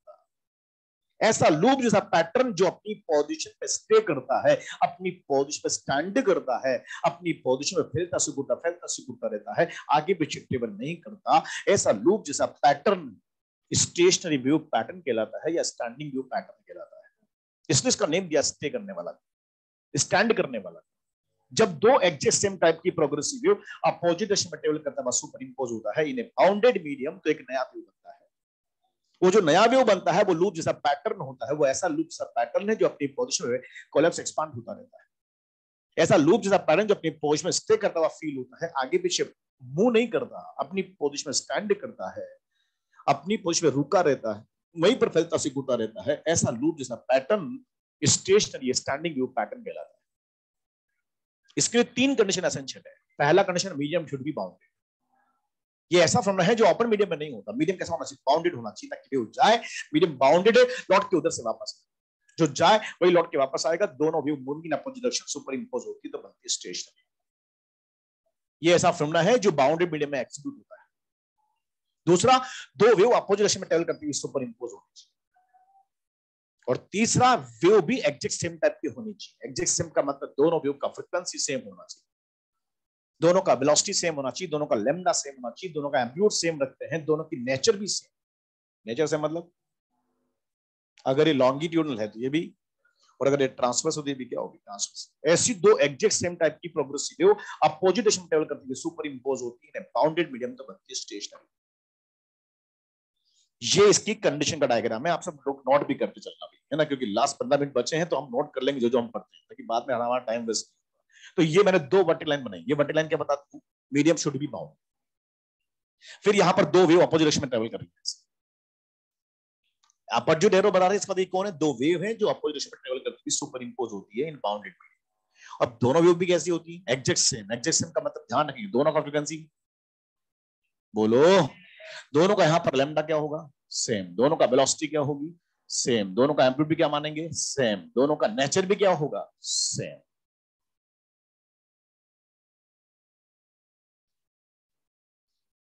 दोनों का नेचर सेम। नेचर सेम मतलब दोनों लॉन्गिट्यूड, अगर ये लॉन्ग है तो ये भी लॉन्ग होगी, अगर ये ट्रांस तो ये भी ट्रांस। जब दो एग्जैक्ट सेम टाइप की प्रोग्रेसिव वेव अपोजिट डायरेक्शन में ट्रेवल करती है, सुपर इंपोज होती है बाउंडेड तो बनती है स्टेशनरी। इनका सबसे बेस्ट एग्जांपल क्या ले सकते हैं, गिटार का वायर आपने देखा होता ना, गिटार का वायर। वायर कौन है, मीडियम है। उस वायर की अगर बात करो उसमें वेव बनती है स्टेशनरी। गिटार का वायर दोनों तरफ से जिन बाउंडेड होता है, ये वायर मीडियम में, बाउंडेड मीडियम में, तो इसके अंदर बनती है स्टेशनरी। और प्रैक्टिकल एग्जांपल लें तो हो सकता है कपड़े सुखाने का स्ट्रिंग, सबके घरों में होता है, छत पर नहीं होता, बताइए। तो कपड़े सुखाने का जो स्ट्रिंग होता है वो दोनों तरफ बाउंडेड होता है। अब इस स्ट्रिंग को किसी भी पॉइंट पर हल्का सा प्लग करके छोड़ेंगे तो यहां पर डिस्टर्बेंस क्रिएट होता है, और ये डिस्टर्बेंस दोनों तरफ ट्रेवल करता है। दोनों तरफ मीडियम है, दोनों तरफ वायर है, दोनों तरफ ट्रेवल करता है। ये वेव यहां पर जाता जाता जाता और यहां मीडियम बाउंडेड है, आगे जा नहीं सकता, लौट के वापस उसी मीडियम में आता है। और ये भी ट्रेवल करता हुआ यहां पर पहुंचता है, जब लौट के वापस उसी मीडियम में आता है, क्योंकि मीडियम बाउंडेड है। अब ध्यान से देखो, ये दोनों वेव ऐसी हैं जो एक ही डिस्टेंस से बनी, दोनों का सोर्स सेम है। बोलो ना यार, तो दोनों का सोर्स सेम, तो दोनों का फ्रीक्वेंसी क्या हो गया? दोनों एक ही बार में चल रही है, स्पीड भी सेम, √T/μ। अरे भैया, दोनों का फ्रीक्वेंसी सेम, दोनों का स्पीड सेम, तो दोनों का लैम्डा भी क्या होगा? सेम। और दोनों की नेचर भी कैसी? सेम। मतलब दोनों एग्जैक्ट सेम टाइप की प्रोग्रेसिव वेव है, और मीडियम में जा रही थी, मीडियम बाउंडेड था, आगे जा सकी, लौट के वापस। अब दोनों moving in opposite direction super impose होती है इस वायर के अंदर, तो बनती स्टेशनरी। बोलो, अब ये वेव बनती कैसे? देखो, इसको बना के दिखाता हूं एक साइकिल के अंदर। मतलब यहाँ पर एक छोटा सा एग्जांपल ले रहे हैं कि एक वेव एक साइकिल में सुपर इंपोज होती है मूविंग इन अपोजिट डायरेक्शन, तो यहाँ पर इनका जो रिजल्टेंट वेव बनता है वो स्टेशनरी वेव बनता है। वो कैसे बनता है? तो यहाँ पर मैं डायग्राम बना रहा हूँ। ये डायग्राम आपको नहीं बनाना, आपके एनसीईआरटी में बना हुआ है। एनसीईआरटी में सबसे पहले ऐसे समझाया हुआ है ना, डायग्राम बना के समझाता है कि दो वेव सुपर इंपोज होती तो बनती कैसे स्टेशनरी। 0 पर सुपरपोजिशन होगा, T/4 पर मानते हैं, T/2 पर मानते हैं, 3T/4 पर मानते हैं। 0 से काउंटिंग स्टार्ट करते हैं, तो एक साइकिल में 4 बटन यहां पर बनते हैं, और इनका जो सुपरपोजिशन होगा दोनों व्यू का, उससे जो रिजल्टेंट व्यू बनेगा वो होगा स्टेशनरी व्यू पैटर्न, और उसमें हम लोग ज्यादा इंटरेस्टेड है, और इसीलिए उस डायग्राम को मैं थोड़ा सा सेपरेट बना। यह है स्टेशनरी वेव पैटर्न जो हम यहां पढ़ने वाले हैं। तो ये बनता कैसे और कैसे होता है, यहां बना। T/0 पर रिजल्टेंट होगा, ये T/4 पर इन दोनों का रिजल्टेंट होगा, ये T/2 पर होगा, और ये 3T/4 पर होगा।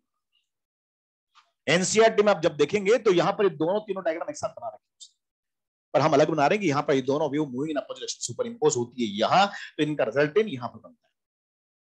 ओके, ये दोनों डायग्राम आपको नहीं बनाने हैं, ये डायग्राम तो बनाना नहीं है, ये तो समझना है केवल ऐसा सुपर इंपोज होती है। और वो जो डायग्राम है वो हम नेक्स्ट पे दोबारा समझाएंगे, क्योंकि टाइम लिमिटेड है, समझ ले कैसे बनता है, हम वहीं से स्टार्ट करेंगे नेक्स्ट।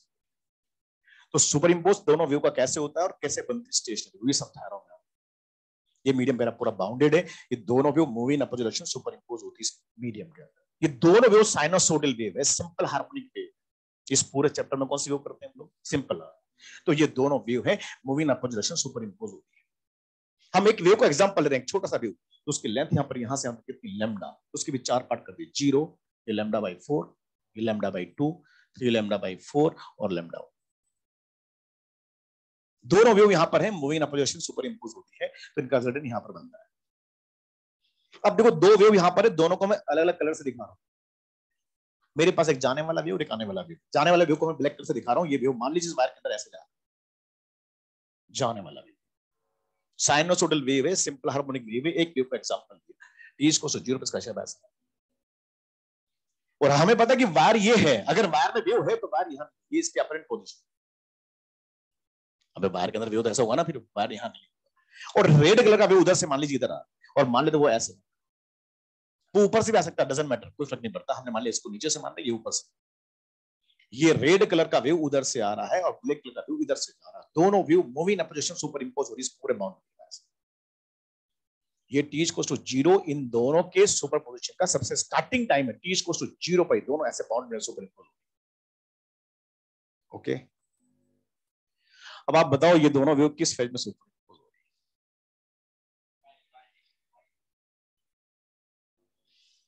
चलो एक काम करते हैं, मैं यहां डायग्राम बनाता हूं, ये आपको पढ़ा दिया मैंने पहले। एक वेव ऐसे जा रही थी वायर में और एक वेव ऐसे जा रही थी, ये ऐसे आ रही थी और ये ऐसे आ रही थी, दोनों मिली, तो किस फेज में सुपर इंपोज हुई है? Same phase. इसने भी धक्का ऊपर मारा पार्टिकल को, और उसने भी धक्का ऊपर मारा पार्टिकल, और दोनों जो पार्टिकल को धक्के लगे वो सेम डायरेक्शन में गए। तो दोनों के एंगल कितना है? अरे क्या 0? तो बताओ कौन से फेज में सुपर इंपोज? Same phase. यहां पर ऐसे हुए दोनों व्यू। अगर देखा जाए तो each and every point, string के ईच एंड एवरी पॉइंट आप देखो ध्यान से, दोनों व्यू सेम डायरेक्शन में लाई। मैं आपको बताऊं एग्जांपल लेके, सपोज पी पार्टिकल है, अगर वायर में वेव नहीं होती तो पार्टिकल पी यही होता। बोलो ना यार, पर अभी यहां पर वायर में वेव है, तो पार्टिकल पी वायर में वेव की वजह से यहां नहीं है, ये डिस्टेंस होकर ऊपर जा चुका है। अबे तभी तो वेव ऊपर है।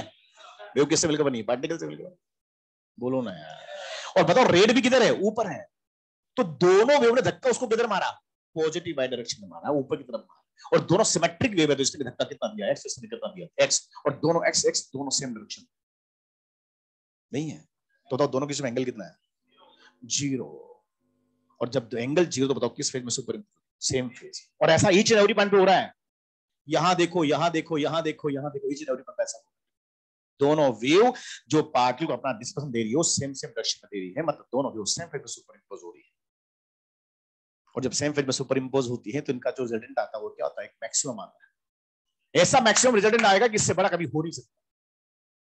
आपने पढ़ा ना वेक्टर, दो वेक्टर का वेक्टर सम करते हैं तो उसका मैक्सिमम कब आता है, जब उनके बीच में एंगल 0 हो। ये दोनों व्यू सेम फेज में सुपर इंपोज हो रही है, और जब सेम फेज में सुपर इंपोज हो रही है तो इनका रिजल्टेंट जो भी आएगा वो एक मैक्सिमम आएगा, इतना बड़ा मैक्सिमम आएगा उससे बड़ा कभी हो नहीं सकता। बोलो ना यार। और वो मैक्सिमम यहां पर रिजल्टेंट बना रहा हूं इससे कि यहां पर पेपर में ऐसा बनेगा, ये पार्टिकल पी, ये पार्टिकल पी यहां पर है, बताओ ये यहां पर लाइक करता है, बताओ उसका डिस्टेंस कितना होगा, 2x। एक से धक्का मारा, एक से धक्का मारा, दोनों के एंगल कितना, 0, बताओ नेट कितना होगा, 2x। और ये इसकी लाइफ का सबसे बड़ा डिस्प्लेसमेंट होगा, क्योंकि ये दोनों इस कंडीशन में किस फेज में, सेम फेज में सुपर इंपोज होगी। दोनों वेव जो सेम फेज में सुपर इंपोज होती है तो इनका रिजल्ट यहां पर ऐसा बनता है, और ये ऐसा बड़ा बनता है कि इससे बड़ा कभी बन नहीं सकता। बोलो ना यार। इसका मतलब ये सभी पार्टिकल अपने अपने एक्सट्रीम पर नहीं है। अरे बोला ना, इससे ऊपर कभी लाइफ में जा नहीं सकते। अरे जब इससे ऊपर कभी जा नहीं सकते तो ये सब अपने कहां है, एक्सट्रीम पर है। इसका मतलब सभी का एक्सट्रीम अलग अलग होता है। बोलो ना यार। सबसे बड़ी प्रॉपर्टी सामने आ रही है स्टेशनरी वेव की, कि अंडर स्टेशनरी वेव मीडियम के जितने भी पार्टिकल्स यहां पर हैं उन सब का एम्पलीट्यूड डिफरेंट डिफरेंट होता है। सभी का एम्पलीट्यूड यहां पर अलग होता है। प्रोग्रेसिव में क्या होता था, सभी का एम्पलीट्यूड सेम सेम होता था। और एक बात और, यहां सभी मीडियम के पार्टिकल एक साथ एक्सट्रीम पर पहुंचते। क्या प्रोग्रेसिव में ऐसा होता था, नहीं होता था। वहां पर एक एक्सट्रीम था तो एक पीछे था, ये नीचे आता तभी ऊपर जाता था। लेकिन यहां क्या हो रहा है, मीडियम के सभी पार्टिकल एक साथ एक्सट्रीम पर पहुंचते हैं, पर सभी की एक्सट्रीम क्या होती है, अलग अलग होती है। बताओ एक्सट्रीम पर वेलोसिटी कितनी होती है, एक्सट्रीम पर वेलोसिटी 0। अब तभी तो ऊपर नहीं जा रहा है, और एक्सट्रीम वेलोसिटी कितनी होगी, 0। तो कहां जाएगा, toward the mean, toward the mean, toward the mean जाना चाहता है। और ये भी कहां होगा, टुवर्ड द मीन, ऊपर जाना चाहता है, ऊपर जाना चाहता है। बच्चों टीच को 0 पर दोनों वेव सेम फेज में सुपर इंपोज होती है, तो उसके यहां पर ऐसा होता है। और ये ऐसा मैक्सिमम बनता है कि इससे बड़ा कभी बन नहीं सकता। इसका मतलब सभी पार्टिकल एक्सट्रीम पर होते हैं। इसका मतलब ये हुआ कि under stationary wave pattern medium के सभी पार्टिकल का एम्पलीट्यूड अलग अलग होता है। यहां पर एम्पलीट्यूड पोजीशन का फंक्शन होता है। कुछ पोजीशन ऐसी होती है जहां पर प्रेजेंट पार्टिकल एम्पलीट्यूड बाकी सबके कंपेयर में मैक्सिमम होता है, मैक्सिमम होता है, मैक्सिमम होता है। आपको पता है इन पोजीशंस को एंटी नोड कहते हैं। नेम सुना कभी आप लोग, स्टेशनरी वेव पैटर्न की वो पोजीशन जहां पर प्रेजेंट पार्टिकल एम्पलीट्यूड मैक्सिमम होता है, क्या बोलते हैं, एंटी नोड कहते हैं। और कुछ पोजीशन ऐसी भी होती है, ऐसी भी होती है जहां पर एम्पलीट्यूड क्या होता है, मिनिमम होता है, क्या बोलते हैं उसको, नॉड कहते हैं, नॉड कहते हैं, नॉड कहते हैं। पहचानने का तरीका हो गया। जब भी क्वेश्चन में नोड एंटीनोड का जिक्र हो तो समझ जाना क्वेश्चन किसका है, स्टेशनरी का क्वेश्चन। क्या होती है नोड एंटीनोड, पोजीशंस का नेम है ये। वो पोजीशन जहां पर एम्पलीट्यूड मैक्सिमम होता है एंटीनोड, जहां पर नहीं होता क्या होता है, नोड होता है। सभी मीडियम के पार्टिकल एक साथ एक्सट्रीम पर पहुंचते हैं, पर सभी की एक्सट्रीम क्या होती है, अलग अलग होती है। इन दोनों का रिजल्ट ये। बोलो ना यार। अब देखो थोड़ा सा आगे बढ़ते हैं। ये दोनों वेव प्रोग्रेसिव है, एक ब्लैक कलर की वेव जाने वाली है और उधर से रेड कलर की आने वाली। टीच को 0 पर वेव का शेप ऐसा है, सुपरपोजिशन हुआ ऐसा हुआ। ठीक है, अब बताओ टाइम कितना हो गया। तो T/4 पर ये दोनों वेव तो ट्रैवलिंग वेव है, मीडियम में प्रोग्रेस करती, ट्रेवल करती। बताओ T/4 में जो ब्लैक कलर की वेव यहां से स्टार्ट हुई थी वो अपनी डायरेक्शन में कितनी आगे बढ़ी, λ/4। कुछ याद आ रहा है, λ/4। टी टाइम में कितना चलता वेव, लैम्डा। तो T/4 में कितना चलेगा, तो जो वेव यहां से स्टार्ट होती है वो यहां से स्टार्ट होती है, ये पोजीशन λ/4। और ऊपर जाने का नेचर तो ये ऊपर जाता है और ये वेव ऐसा हो जाता है। मेरा ये कहना है कि T/4 पर ब्लैक कलर की वेव का शेप ऐसा होता है। और नहीं तो देखो मैंने आपको समझाया था, मैंने आपको वेव का शिफ्टिंग समझाया था, तो मैं ध्यान हो नहीं समझाया था। बताओ ये पॉइंट कहां जाएगा और ये पॉइंट भी कहां जाएगा, आगे, और ये भी कहां जाएगा आगे, और नया वेव ऐसा बनता है। कुछ मोमेंट के बाद ये वेव ऐसा हो जाता है। कुछ याद आ रहा, यहां भी यही हुआ। वेव मीडियम में जा रही है, साइनसोइडल वेव है, तो t बराबर 0 पर ये वेव यहां से स्टार्ट हुई तो टाइम t/4 में ये कितना आगे बढ़ेगी, λ/4। ये यहां से स्टार्ट होती नजर आती, शेप ऐसा हो जाता है। ऐसे रेड कलर की वेव भी उधर से इधर आ रही है, बताओ वो भी t/4 में कितनी आगे बढ़ेगी, λ/4। तो यहां से स्टार्ट हुई थी, वो यहां से स्टार्ट हुई। अबे दिख रहा है कि, और वो जाने का नजर किधर से, नीचे से, तो ये नीचे से हो जाएगी और ये ऐसा होगा। बच्चों t/4 पर इन दोनों व्यू की शेप ऐसी। अब ध्यान से देखो दोनों व्यू किस फेज में सुपर इम्पोज, अपोजिट में। ये धक्का ऊपर मारती है एक्स और ये धक्का नीचे मारती है एक्स। बताओ रिजल्ट कितना बने, 0। और ऐसा ईच एंड एवरी पॉइंट पे हो रहा है, नहीं हो रहा है? तो बताओ इनका जो रिजल्टेंट बनेगा वो कैसा बनेगा, स्ट्रेट लाइन बनेगा। एक साथ मीडियम के पार्टिकल सब यहां पर क्या होंगे, एक्सट्रीम पर होंगे। ये कहां जाना चाहेगा, ये कहां जाना चाहेगा, ये थोड़ा नीचे, ये थोड़ा ऊपर, ये नीचे, ये ऊपर, एक साथ मीन को क्रॉस करेंगे। जब एक साथ मीन को क्रॉस करेंगे तो पूरा पैटर्न कैसा दिखता है, स्ट्रेट लाइन। लेकिन हमें पता है पार्टिकल यहां रुकता थोड़ी, कहां जाना चाहता है और ये कहां जाना चाहता है, लेकिन एक साथ मीन को क्रॉस करेगा, इसलिए पूरा पैटर्न कैसा दिखता है। क्या कभी बताओ प्रोग्रेसिव में ऐसा होता था, नहीं होता था। एक एक्सट्रीम पर होता था, एक मीन पर होता था, नहीं था। ये जब नीचे आएगा साला ये ऊपर जाता था, लेकिन यहां ऐसा, जिस बाउंडेड मीडियम में ये फिनोमेना हो रहा है उस बाउंडेड में सभी मीडियम पार्टिकल एक साथ एक्सट्रीम पर पहुंचते हैं, और सभी का एक्सट्रीम क्या होता है, अलग, और एक साथ ही मीन पर पहुंचते हैं। और जब एक साथ मीन पर पहुंचते तो पूरा पैटर्न कैसा दिखता है, स्ट्रेट लाइन। t/2 टाइम हो गया। अब आप बताना मेरे को, ब्लैक कलर की वो कितनी आगे बढ़ेगी, λ/2। यहां से स्टार्ट होगी, जाने का नेचर, अबे यार ऊपर ऊपर, शेप कभी चेंज नहीं होता, जैसा वैसा आगे बढ़ेगा तो ये ऊपर जाता है और पीछे वाला वैसा। अब बताइए रेड कलर की वेव उधर से इधर आएगी, वो यहां से यहां से स्टार्ट हो जाने का नेचर, नीचे से ये नीचे जाएगी और ये पीछे हो। बताओ दोनों किस फेज में, सेम फेज में है, तो रिजल्टेंट यहां पर ऐसा बनता है, बड़ा सा। देखो ना, मीन से कहां पहुंच गए, एक्सट्रीम पर पहुंच गए, और कहां जाना चाहते हैं, वापस टुवर्ड द मीन, और ये टुवर्ड द मीन जाना। फिर आगे बढ़ाओ इसको, 3t/4 कितना टाइम, ब्लैक कलर की वेव कहां से स्टार्ट होगी, यहां से। अबे दिख रहा है कि तुम, ये कहां स्टार्ट होगा, कहां जाएगा, ऊपर ऊपर ऊपर जाएगा, पीछे वाला वैसा। अब वो रेड कलर का वेव वो यहां से स्टार्ट होगा, किधर जाएगा, नीचे, पीछे वाला वैसा होगा। दोनों किस फेज में, अपोजिट फेज में। बताओ स्ट्रेट लाइन ग्राफ, पार्टिकल कहां जाना चाहेगा, ऊपर, और ये कहां जाना है, नीचे। ये पैटर्न हमारा इंपॉर्टेंट है, ये ध्यान रखना। ये स्टेशनरी पैटर्न है, बाउंड्री मीडियम में ये बन रहा है, एक साथ मीडियम के पार्टिकल्स कहां है, एक साथ, एक साथ और एक साथ मीन पर ऐसा होता है। एग्जाम में पूछते हैं, बताओ ये पैटर्न एक साइकिल में कितनी बार स्ट्रेट लाइन होता है, 2 बार स्ट्रेट लाइन होता है, जाते टाइम आते टाइम। बताओ कभी प्रोग्रेसिव ऐसा होता था क्या, नहीं होता था, क्योंकि वो एक ही वेव होता था, लेकिन यहाँ ये फिनोमेना 2 वेव से मिलकर बना है, और इसलिए ऐसा फिनोमेना। आप चाहें तो इसका पिक ले लें, यहीं से हम कैसे स्टार्ट करेंगे डायग्राम, इसकी प्रॉपर्टी समझाऊंगे कैसे बनती है। पिक ले लो यार तुम समझने के लिए, बाकी तो एनसीईआरटी बन रहा है, आप उसको देख लेना, बाकी जरूरत नहीं है कुछ भी, बस आपको ये फील कराना था कि ये ऐसे बनता है।